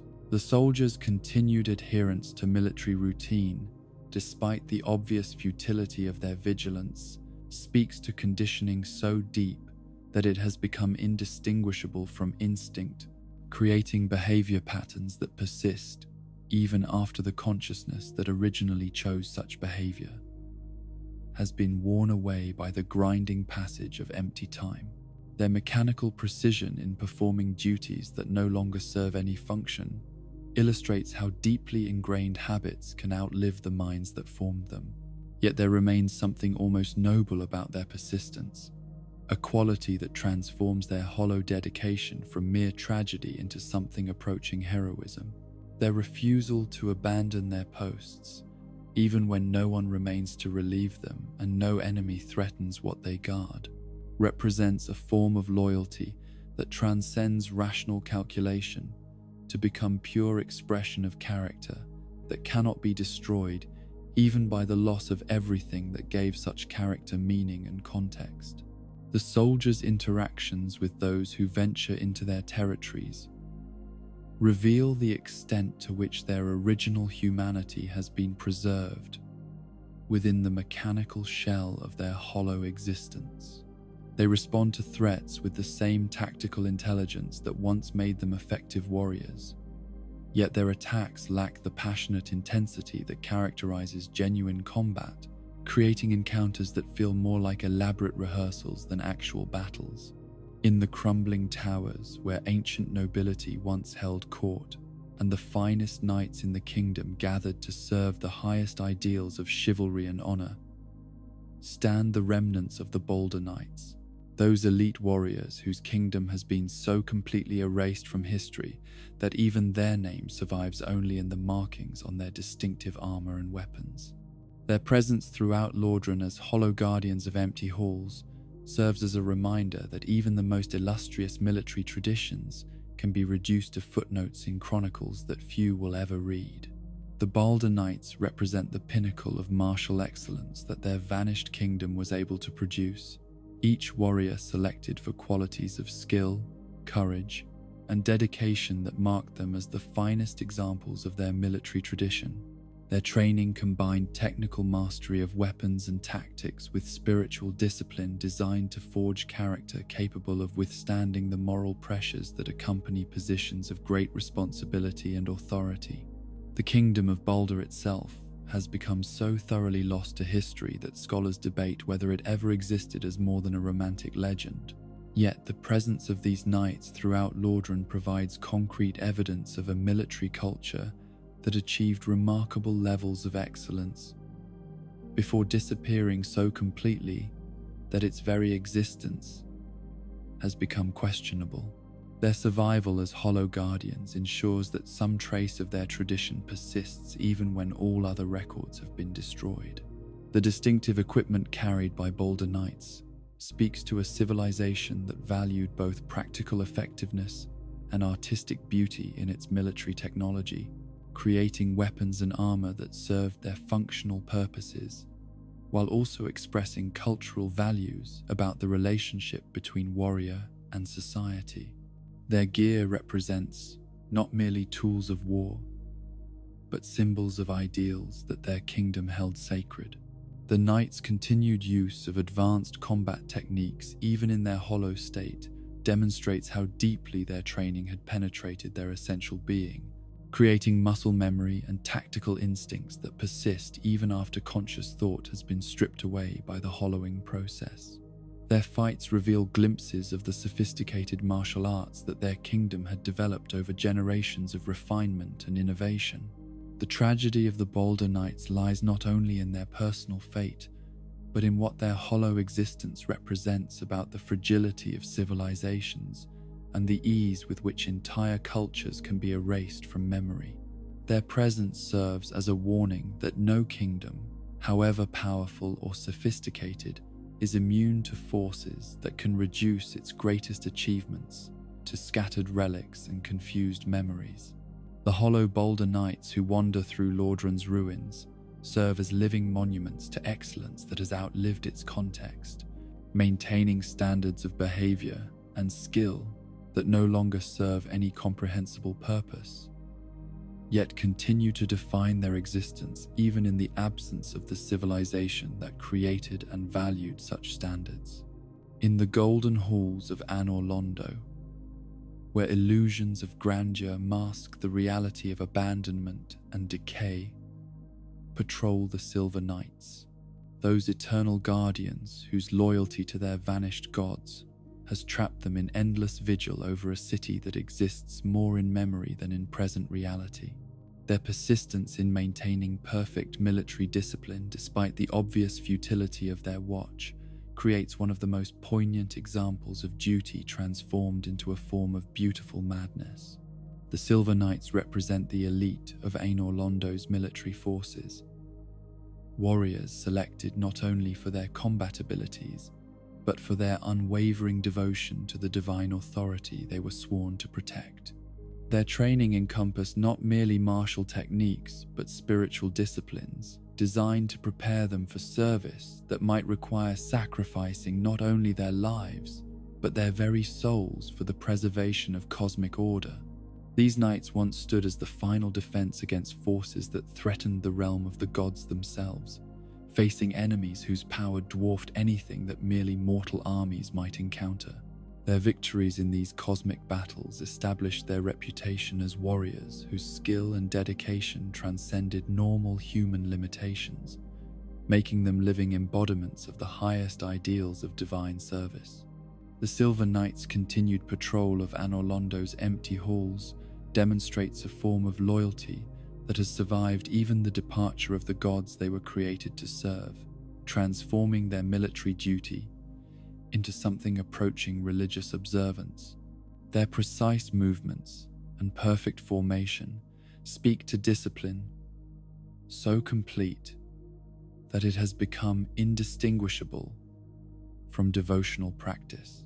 The knights' reactions to intruders in their sacred city reveal the extent to which their original protective instincts have been preserved, even as the context that gave those instincts meaning has been stripped away by divine abandonment. Their attacks are fierce and coordinated, demonstrating tactical intelligence that operates independently of any larger strategic purpose or command structure. The tragic irony of the Silver Knights' situation becomes apparent when one considers that their perfect execution of duty serves to protect illusions rather than realities, maintaining the facade of divine presence in a city whose gods have long since departed for destinations unknown. Their vigilance preserves something that no longer exists while preventing recognition of truths that might allow for healing or acceptance. Yet there remains something profoundly moving about their dedication, a quality that transforms their futile guard duty into a form of prayer made manifest through action. Their persistence in maintaining standards of excellence and devotion, despite the absence of any authority to acknowledge or reward such dedication, represents faith in its purest and most selfless form. Standing alone in the cathedral of Anor Londo, isolated by the departure of his fellow knight and the death of the dragon they once hunted together, waits executioner Smile, the cannibal knight whose grotesque appetites and massive form make him perhaps the most disturbing of all the hollow guardians who populate Lordran's empty halls. His persistence in maintaining his post despite the obvious impossibility of anyone arriving to challenge him creates a vigil that speaks to obsession rather than duty. Smuff's role as executioner in the divine hierarchy placed him in a position that was both essential and morally compromising, requiring him to carry out judgments that maintained cosmic order, while engaging in practices that would be considered abhorrent by normal moral standards. His cannibalistic consumption of those he executed marked him as someone who had crossed boundaries that separate acceptable service from monstrous behavior. The executioner's massive size and distinctive armor create an appearance that seems designed to inspire terror rather than respect, suggesting that his role in the divine order was meant to serve as a deterrent as much as a form of justice. His presence in the cathedral was intended to remind all observers that divine authority, however beautiful and inspiring it might appear, ultimately rested upon the capacity for violence and the willingness to use it without hesitation or mercy. Smuff's partnership with Dragonslayer Ornstein created one of the most formidable defensive combinations in all of Anor Londo's military history, pairing his overwhelming physical power with his companion's speed and precision to create a nearly unbeatable Guardian team. Their coordination demonstrated how different types of excellence could complement each other when united by common purpose and mutual respect. The executioner's continued presence in the cathedral after Ornstein's departure reveals a character whose sense of duty has become so completely internalized that it can function independently of external validation or companionship. His willingness to maintain his vigil alone speaks to dedication that has transcended normal human needs for social connection and recognition. The horror of Smaug's cannibalistic practices serves as a reminder that service to divine authority sometimes requires the abandonment of conventional morality, creating situations where duty and conscience come into irreconcilable conflict. His story illustrates how institutional roles can corrupt those who fill them, transforming servants into monsters even when they continue to fulfill their assigned functions with perfect competence. The executioner's ultimate fate, whether it involves continued solitary vigil or death at the hands of those who invade his sacred space, provides a test of the challenger's moral character as much as their combat abilities.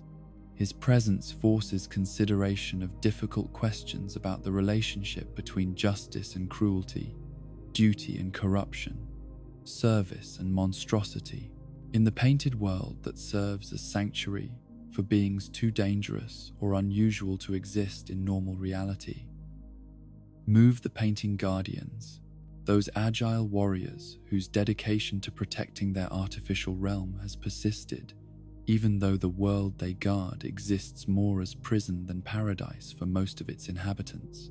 Their swift and deadly response to any intrusion demonstrates a commitment to their protective duties that operates independently of questions about whether such protection serves beneficial purposes. The painting guardians represent a military tradition that developed specifically to meet the unique challenges of defending a realm where normal rules of physics and causation operate according to different principles than those that govern ordinary reality. Their fighting techniques incorporate elements that would be impossible in normal environments, taking advantage of the painted world's fluid relationship with space and time to achieve effects that transcend conventional combat limitations. These warriors' origins and the circumstances that led to their assignment as protectors of the painted world remain mysterious even to most of its inhabitants, suggesting that their creation and deployment were part of plans so complex and far-reaching that their full implications may never be understood by those who benefit from their protection. Their service operates according to purposes that extend beyond local concerns to encompass cosmic principles of containment and preservation. The Guardian's response to intrusions reveals a form of defensive instinct that has been refined through countless encounters with beings whose capabilities and intentions span the full range of possibilities available to creatures that exist outside normal reality. Their tactics demonstrate flexibility and intelligence that allow them to adapt to threats that cannot be anticipated or prepared for through conventional military planning. The painted world's function as both sanctuary and prison creates moral complexities that make the Guardian's protective role ethically ambiguous, since their defense of the realm's integrity serves to maintain both the safety of innocent refugees and the confinement of dangerous entities that might wreak havoc if released into normal reality. Their duty requires them to make judgments about the intentions and capabilities of intruders without having access to complete information about the consequences of their decisions. The Guardian's ultimate loyalty appears to be to the painted world itself, rather than to any particular authority or institution, creating a form of environmental protection that treats the artificial realm as a living entity deserving of care and defense. Their service demonstrates how duty can evolve to serve purposes that transcend the original intentions of those who created the institutions they protect. The agility and precision that characterize the Painting Guardian's combat techniques reflect not only physical training, but spiritual discipline, designed to harmonize their movements with the unique properties of their artificial environment. Their fighting becomes a form of dance that expresses perfect integration between warrior and battlefield, demonstrating mastery that transcends mere technical competence to achieve artistic excellence. Deep in the primordial forest, where nature itself has retained forms and consciousnesses that predate human civilization, dwell the mushroom parents and their smaller offspring, beings whose existence represents continuity with ecological patterns that have persisted since the world's earliest ages. Their presence in Darkroot Garden creates sanctuaries of ancient wisdom that operate according to principles older than any human understanding of proper relationship with natural forces. The mushroom parents embody a form of consciousness that exists at the intersection of plant and animal life, possessing awareness and intelligence, while remaining fundamentally rooted in soil and seasonal cycles that connect them directly to the Earth's own rhythms and needs. Their massive size and obvious age mark them as beings who have witnessed the rise and fall of numerous civilizations while maintaining their essential connection to natural processes that transcend all human institutions. These ancient beings serve as guardians of forest secrets and keepers of ecological wisdom that has been accumulated across periods of time that dwarf human historical records, making them living repositories of knowledge about the proper relationship between consciousness and environment. Their understanding encompasses not only practical information about survival and growth, but spiritual insights about the nature of existence that can only be gained through direct participation in natural cycles across vast periods of time. The relationship between the mushroom parents and their smaller children demonstrates forms of care and education that operate according to principles very different from human family structures, creating communities where individual identity remains secondary to collective welfare and long-term ecological stability. Their social organization reflects values that prioritize continuity and sustainability over innovation and individual achievement. The mushroom beings' interactions with human visitors reveal creatures whose ancient wisdom makes them capable of seeing through pretense and deception to recognize the true character and intentions of those who approach them. Their judgments about worthiness operate according to criteria that encompass spiritual and ecological considerations rather than conventional moral categories, creating tests that evaluate harmony with natural processes rather than adherence to human-created rules. The forests function as sanctuary for these primordial beings, ensures the preservation of forms of consciousness and wisdom that might otherwise be lost as human civilization expands and transforms natural environments according to its own needs and preferences. Their continued existence serves as a reminder that intelligence and awareness can take forms very different from human consciousness while retaining equal or greater validity and importance.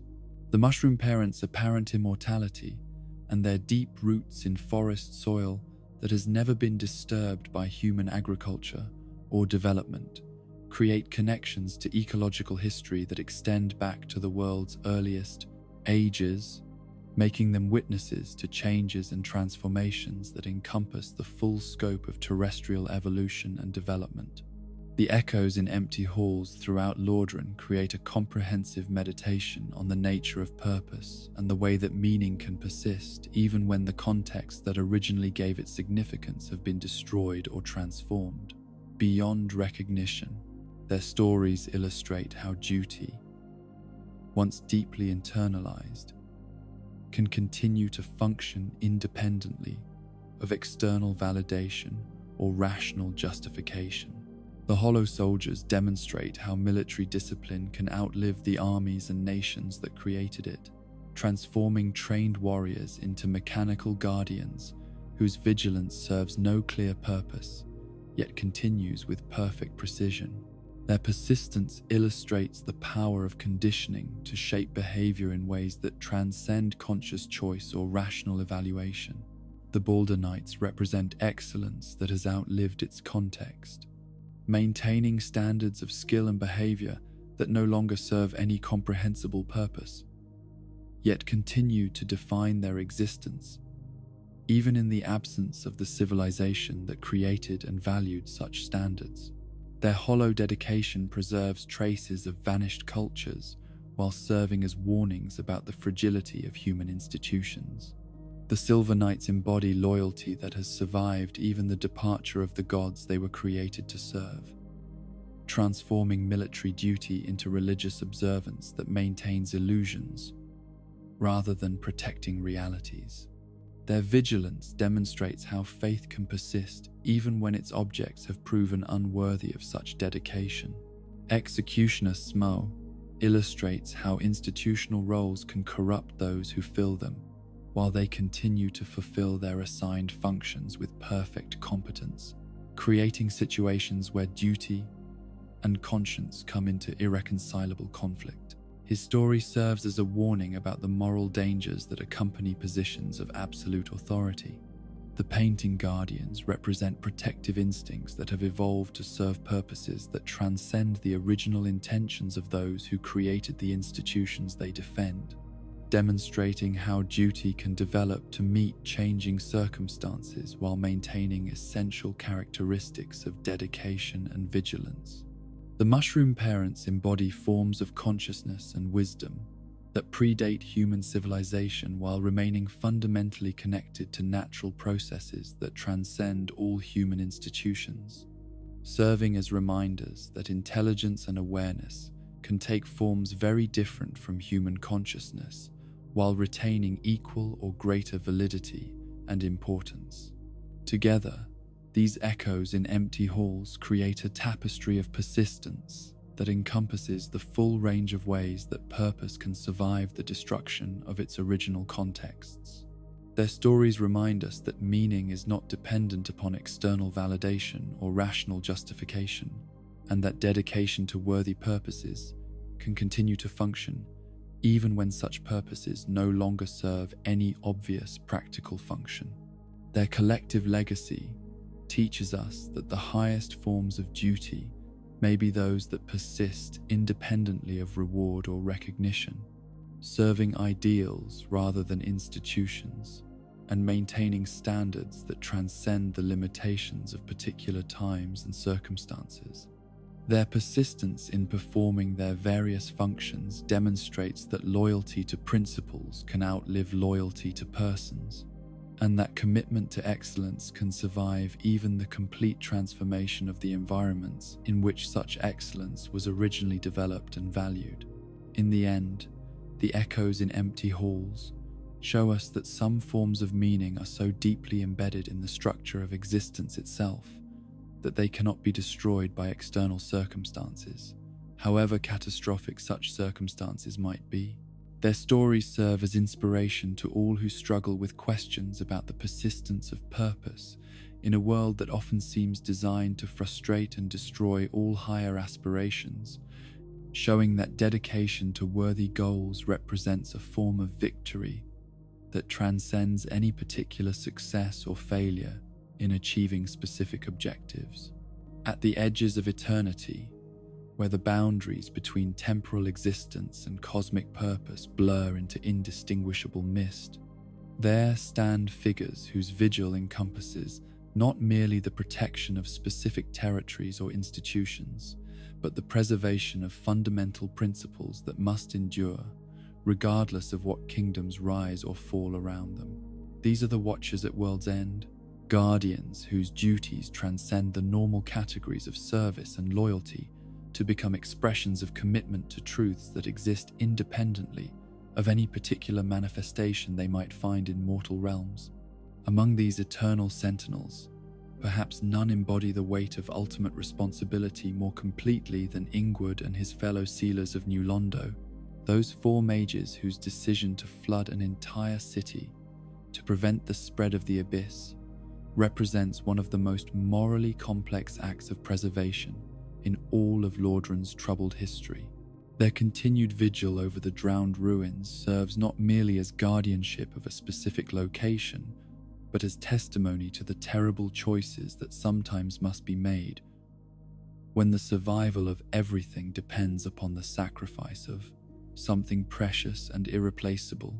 The Sealers' original training in the magical arts prepared them for many forms of service and protection, yet nothing in their education could have fully prepared them for the moment when they would be forced to choose between allowing the abyss to consume the world and condemning thousands of innocent people to death by drowning.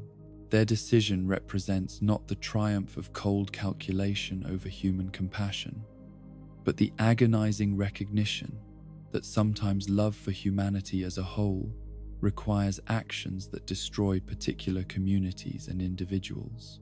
Ingward's role as the last surviving sealer places upon his shoulders the full weight of institutional memory and moral responsibility for choices that saved the world at a cost that can never be fully calculated or justified through normal ethical frameworks. His continued presence at the site of their terrible necessity ensures that the sacrifice of New Londo's population will not be forgotten or dismissed as merely expedient, transforming his vigil into a form of perpetual memorial service. The Sealer's knowledge of what lies beneath the waters of New Londo makes him uniquely qualified to evaluate the worthiness of those who seek access to the drowned ruins. Yet this knowledge also burdens him with awareness of the dangers that await anyone brave or foolish enough to venture into territories where the abyss once threatened to break through into normal reality. His careful questioning of potential visitors reflects not paranoia but hard-won wisdom about the kinds of corruption that can spread when certain boundaries are crossed. Ingward's eventual willingness to provide the key that unseals New Londo's flooded depths demonstrates a recognition that some duties must eventually be completed by others, even when such completion requires accepting the risk of releasing forces that could prove even more catastrophic than those that necessitated the original flooding. His decision to trust worthy seekers with access to the drowned city represents faith in human capability and moral judgment that has survived centuries of isolation and moral burden. The Sealer's interactions with those who approach him reveal a character who has learned to balance compassion for individual seekers with responsibility for preventing disasters that could affect entire populations or even reality itself. His guidance serves to prepare visitors for encounters with forces that operate beyond normal categories of good and evil, requiring forms of courage and wisdom that few possess and fewer still can maintain when confronted with the reality of abyssal corruption.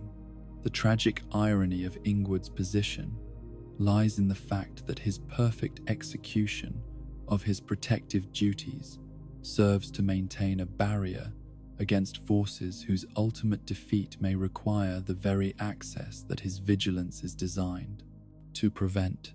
His story illustrates how sometimes the preservation of safety requires accepting the perpetual possibility of catastrophic failure, creating forms of guardianship that can never achieve final victory, but must continue functioning indefinitely to prevent ultimate defeat. In the moonlit chambers, where divine justice takes forms that transcend normal human understanding of law and punishment, operates the covenant of the Dark Moon Blade, that mysterious organization whose members dedicate themselves to hunting down and destroying those who have transgressed against the gods through acts of murder, betrayal, or sacrilege. Their service represents commitment to principles of cosmic justice that operate independently of temporal legal systems and human moral categories. The Dark Moon Covenant's origins in the divine authority of Gwyndolin create a form of law enforcement that derives its legitimacy not from popular consent or institutional tradition, but from direct connection to cosmic principles of order and justice that predate and transcend all human attempts to establish moral frameworks. Their hunting of sinners serves purposes that encompass not merely punishment of wrongdoing but preservation of spiritual balances that must be maintained for reality itself to continue functioning. The knights and spirits who serve in the Dark Moon Covenant demonstrate dedication to justice that has survived even the decline of the divine authority that originally sanctioned their activities, continuing to pursue and punish transgressors even when the gods they serve have withdrawn from active participation in worldly affairs. Their persistence illustrates how commitment to principles can outlive commitment to the persons or institutions that originally embodied such principles. The Covenant's methods of identifying and tracking sinners operate according to supernatural principles that transcend normal investigative techniques, allowing them to locate wrongdoers across vast distances and time periods, while maintaining perfect accuracy in their identification of legitimate targets. Their hunting represents not vigilante justice, but the operation of cosmic law through mortal agents who have accepted responsibility for enforcing standards that exist independently of human opinion or preference. The moral complexity of the Dark Moon Covenant's mission becomes apparent when one considers that their definition of sin may include actions that would be considered justified or even heroic under normal human moral frameworks, creating situations where divine justice conflicts with human understanding of right and wrong. Their service requires accepting that cosmic truth may differ significantly from mortal wisdom, while maintaining the courage to act upon such truth regardless of personal doubts or social disapproval. The Knights of the Dark Moon Blade, who continue their sacred hunt despite the obvious decline of the divine order they were created to serve, demonstrate how duty to ultimate principles can transcend loyalty to particular manifestations of authority. Their persistence in pursuing sinners, even when their divine patron has retreated into isolation and illusion, shows that true justice operates independently of the personal qualities or current status of those who originally established it. The Covenant's ultimate purpose appears to encompass not merely the punishment of individual wrongdoers, but the maintenance of spiritual conditions necessary for the continued existence of reality in forms recognizable to conscious beings. Their hunting serves to prevent the accumulation of moral corruption that could destabilize the fundamental structures upon which all existence depends, making their vigilance essential to cosmic stability rather than merely desirable for social order. Deep within the Cathedral of Anor Londo, where shadows gather in corners that sunlight has never touched, and illusions maintain the appearance of divine presence long after the gods have departed for destinations unknown, rules Gwyndolin, the last deity to maintain any form of active governance over the remnants of the divine order. His continued administration of cosmic law through carefully maintained deceptions represents one of the most complex forms of guardianship in all of Lordran's intricate spiritual hierarchy. Gwyndolin's unique nature as a male deity raised as female creates a being whose very existence challenges conventional categories of identity and authority, embodying contradictions that reflect the broader paradoxes that characterize the dying age of the gods. His serpentine lower body and his mastery of moon magic mark him as fundamentally different from the other lords. Yet his dedication to maintaining divine authority demonstrates commitment to principles that transcend personal comfort or conventional expectations.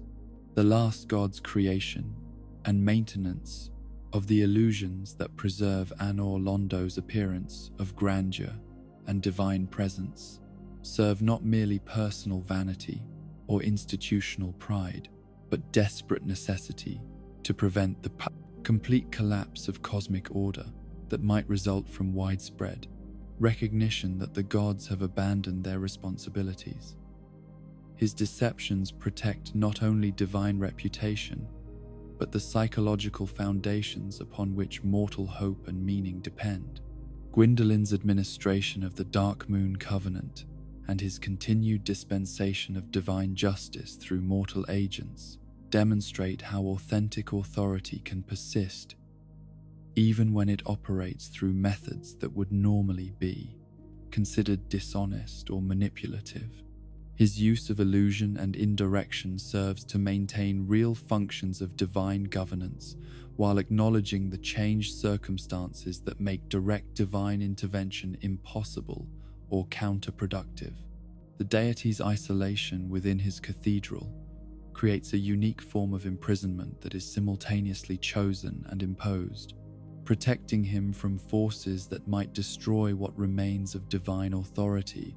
While ensuring that he cannot participate directly in the world he continues to govern through intermediaries and deceptions.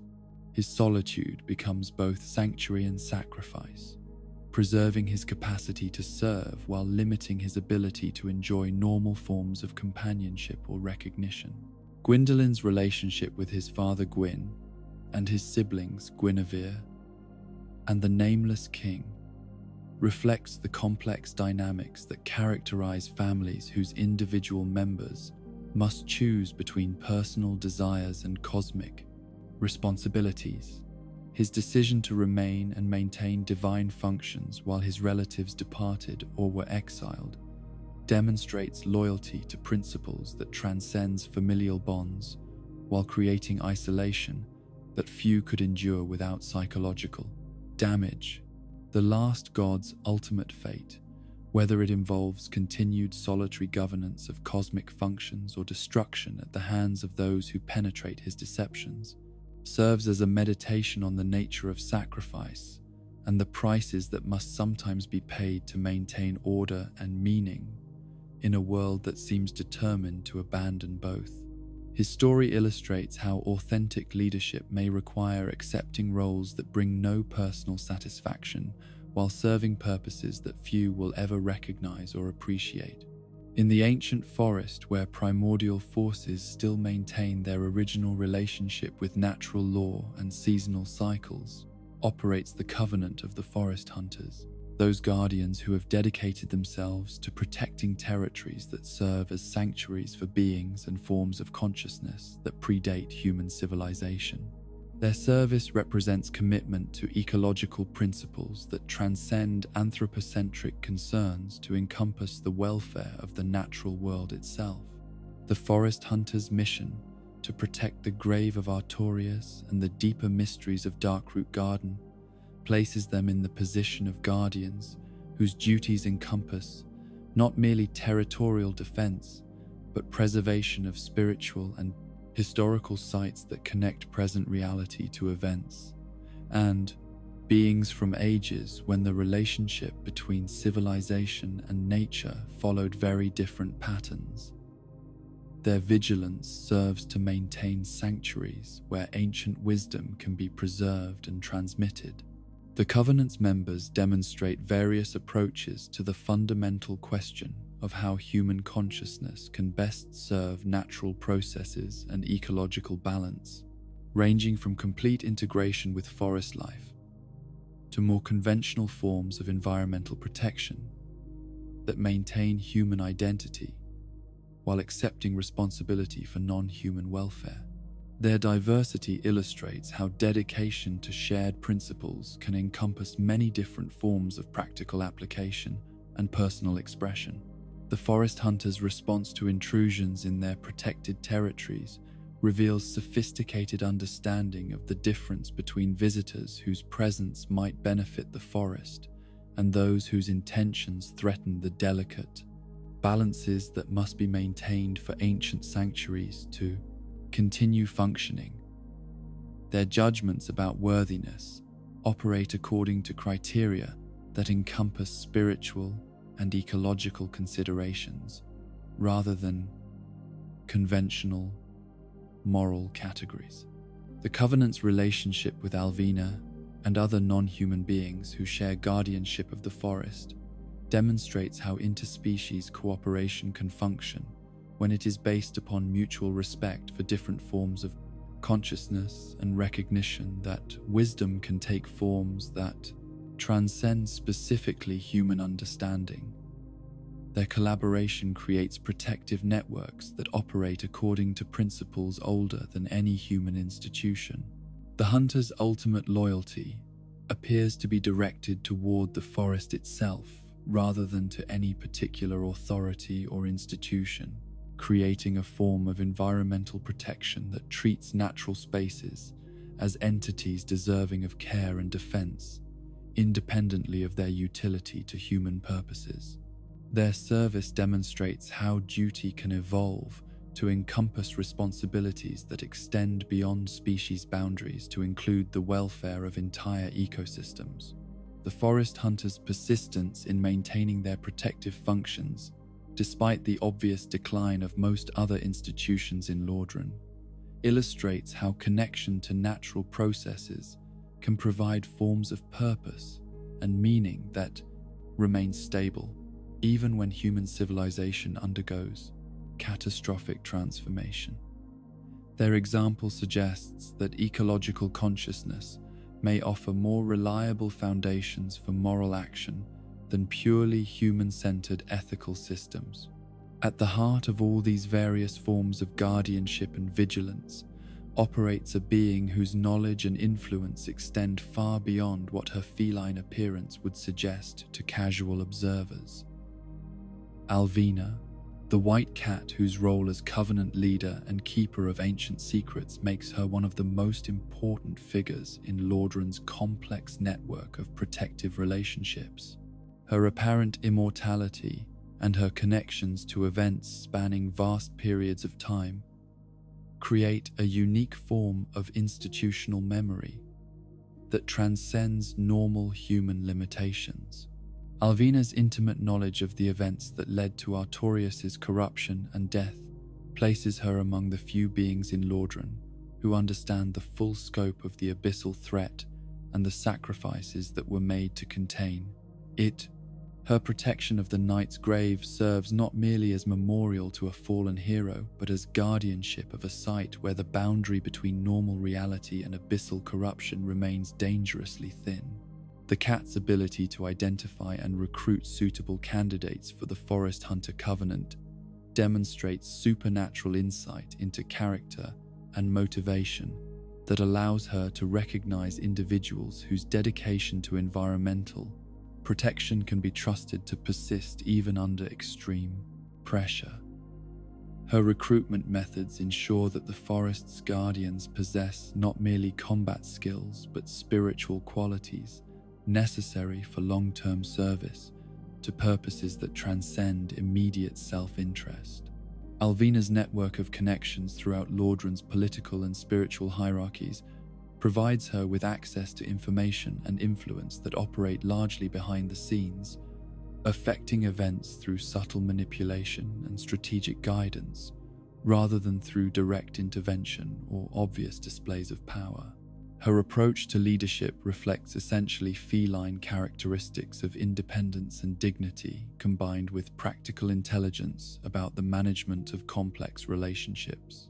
The cat's relationship with other Covenant leaders and her apparent coordination of protective activities across multiple territories suggest involvement in planning and strategy that encompasses the entire realm rather than merely local concerns. Her activities may serve purposes related to maintaining cosmic balances that require coordination between different forms of guardianship and protection.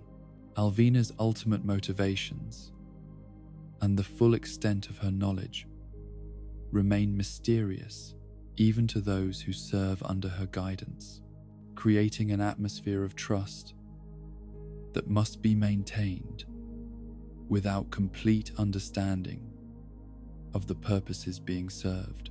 Her leadership demonstrates how wisdom can be exercised through indirect methods that preserve essential functions while avoiding the corruption that often accompanies more obvious forms of authority. The White Cat's persistence through multiple historical periods and her apparent immunity to the various forms of corruption and decay that have affected most other beings in Lordran mark her as a unique form of guardian whose service operates on temporal scales that encompass the rise and fall of entire civilizations. Her example suggests that some forms of consciousness may be specifically designed for eternal vigilance. The Watchers at World's End in Lordran represent different approaches to the fundamental question of how consciousness can best serve purposes that transcend individual existence and temporal limitations. Their stories create a comprehensive exploration of what it means to dedicate oneself to guardianship of principles and places that must be preserved regardless of changing circumstances or declining support from institutional authorities. Ingward and the Sealers embody the terrible burden of making choices that save the world at costs that can never be fully justified through normal moral frameworks, demonstrating how love for humanity sometimes requires actions that destroy particular communities for the sake of universal survival. Their vigil serves as perpetual memorial to sacrifices that must never be forgotten even when they cannot be celebrated. The Dark Moon Covenant represents commitment to cosmic justice that operates independently of human moral categories and social approval, maintaining standards of divine law even when such standards conflict with mortal understanding of right and wrong. Their hunting demonstrates how dedication to ultimate principles can require accepting roles that make one enemies of those who might otherwise be considered allies. Gwendolyn illustrates how authentic authority can persist even when it must operate through methods that would normally be considered deceptive, using illusion and indirection to maintain real functions of governance, while acknowledging changed circumstances that make direct action impossible. His solitary rule demonstrates how leadership can become a form of sacrifice that preserves essential functions at tremendous personal cost. The Forest Hunters demonstrate how human consciousness can serve natural processes and ecological balance through various forms of environmental protection that transcend anthropocentric concerns to encompass the welfare of entire ecosystems. Their guardianship shows how duty can evolve to include responsibilities that extend beyond species boundaries. Alvina embodies forms of wisdom and leadership that operate through indirect methods and long-term planning, maintaining essential protective functions while avoiding the corruption that often accompanies more obvious displays of authority. Her example suggests that some forms of consciousness may be specifically designed for eternal vigilance and cosmic guardianship. Together, these watchers create a network of protection that encompasses both specific locations and universal principles, ensuring that essential functions continue to operate, even when the civilizations that originally supported them have declined or disappeared entirely. Their various forms of vigilance demonstrate how dedication to worthy purposes can persist across vast periods of time and radical changes in circumstances. Their collective service illustrates how meaning can be found in guardianship that serves future generations and cosmic principles rather than immediate rewards or social recognition. Their persistence in maintaining their various watches demonstrates that the highest forms of duty may be those that operate independently of external validation, while serving purposes so fundamental that their interruption would threaten the continued existence of reality itself. The Watchers at World's End teach us that some responsibilities transcend individual lifetimes and personal desires to become expressions of commitment to truths that exist independently of any particular manifestation they might find in mortal institutions. Their vigil serves as inspiration to all who struggle with questions about the persistence of meaning in a world that often seems designed to frustrate higher aspirations. In the end, their various forms of eternal vigilance show us that consciousness can choose to serve purposes greater than itself, accepting roles that require sacrificing immediate happiness for long-term preservation of conditions necessary for meaning and beauty to continue existing in the world. Their dedication represents a form of love that transcends personal relationships to encompass responsibility for the cosmic order itself. Their stories remind us that the choice between prolonging existing forms of meaning and accepting their inevitable transformation is not always clear-cut, and that sometimes the greatest service involves maintaining protective functions, even when such maintenance requires operating through methods that feel inadequate to the magnitude of what must be preserved. Their persistence demonstrates that faith in ultimate purposes can survive even when such purposes become difficult to distinguish from beautiful illusions that may be all that stands between consciousness and absolute despair. As we reach the end of our journey through these forgotten lives, remember that in Dark Souls, no death is truly final, and no story truly ends. These overlooked characters, merchants and pilgrims, scholars and guardians represent the countless souls who shaped the world, not through grand gestures but through quiet persistence. They remind us that even in a dying world, purpose can be found in small acts of kindness, stubborn hope, and the simple choice to continue existing. The merchants who maintained their trade despite the futility of commerce in empty lands showed us that human connection can persist through the most basic exchanges, that dignity can be preserved through dedication to craft, and that hope can survive even when it has no rational foundation. Their persistence became a form of faith, their commerce a form of prayer, their stubborn optimism a declaration that the human spirit cannot be extinguished even by the end of everything. The pilgrims whose journeys led them far from their intended destinations taught us that the most important transformations often occur not at our planned arrival points, but along the paths themselves. Their various quests, whether driven by innocent faith, corrupted ambition, or simple wanderlust, illustrated how the search for meaning can be more valuable than the meaning we think we seek, and how sometimes the greatest discoveries are the ones that destroy our original assumptions about what we hope to find. The keepers of ancient duties demonstrated that responsibility can outlive the context that originally gave it meaning, and that dedication to worthy purposes can persist even when such purposes no longer serve any clear, practical function. Their stories showed us how duty can evolve from mere obligation into genuine love, and how the choice to continue caring about something greater than ourselves represents a fundamental assertion of human dignity that no external force can completely destroy. The scholars of forbidden knowledge warned us that wisdom involves not only the courage to seek truth, but also the understanding of when certain truths are too dangerous to be safely pursued by mortal minds.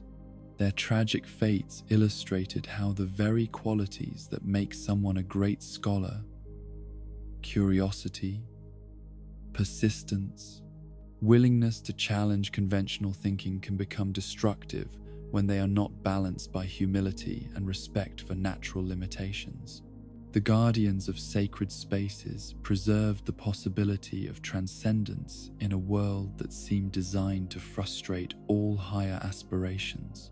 Through their various forms of service, maintaining flames, forging weapons, absolving sins, or simply bearing witness to necessary evils, they ensured that the sacred remained accessible even when the institutions that once supported it had crumbled into dust and memory.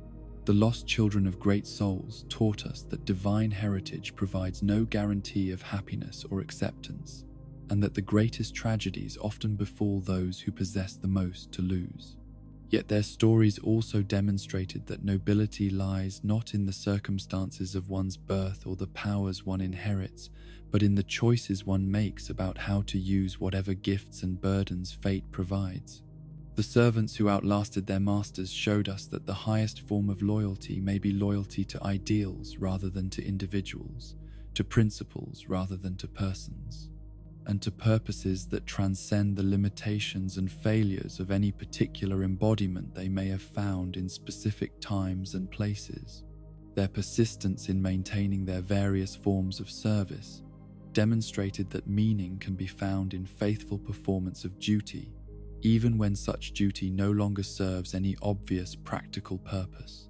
The echoes in empty halls proved that some forms of meaning are so deeply embedded in the structure of existence itself that they cannot be destroyed by external circumstances, however catastrophic such circumstances might be.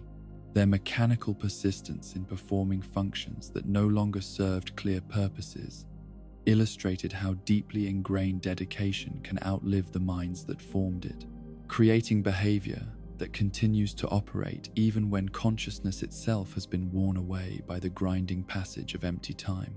The Watchers at World's End demonstrated that consciousness can choose to serve purposes greater than itself, accepting roles that require sacrificing immediate happiness for long-term preservation of conditions necessary for meaning and beauty to continue existing in the world. Their various forms of eternal vigilance showed us that the highest responsibilities may be those that operate independently of external validation, while serving purposes so fundamental that their interruption would threaten the continued existence of reality itself. Their stories whisper that perhaps being forgotten by history does not mean being without meaning. In the end, they are us, the players, who return again and again to these dying lands, keeping the flame of memory alive through our attention. We are the merchants maintaining commerce with empty air, the pilgrims seeking destinations that may not exist, the guardians protecting spaces that only we remember as sacred.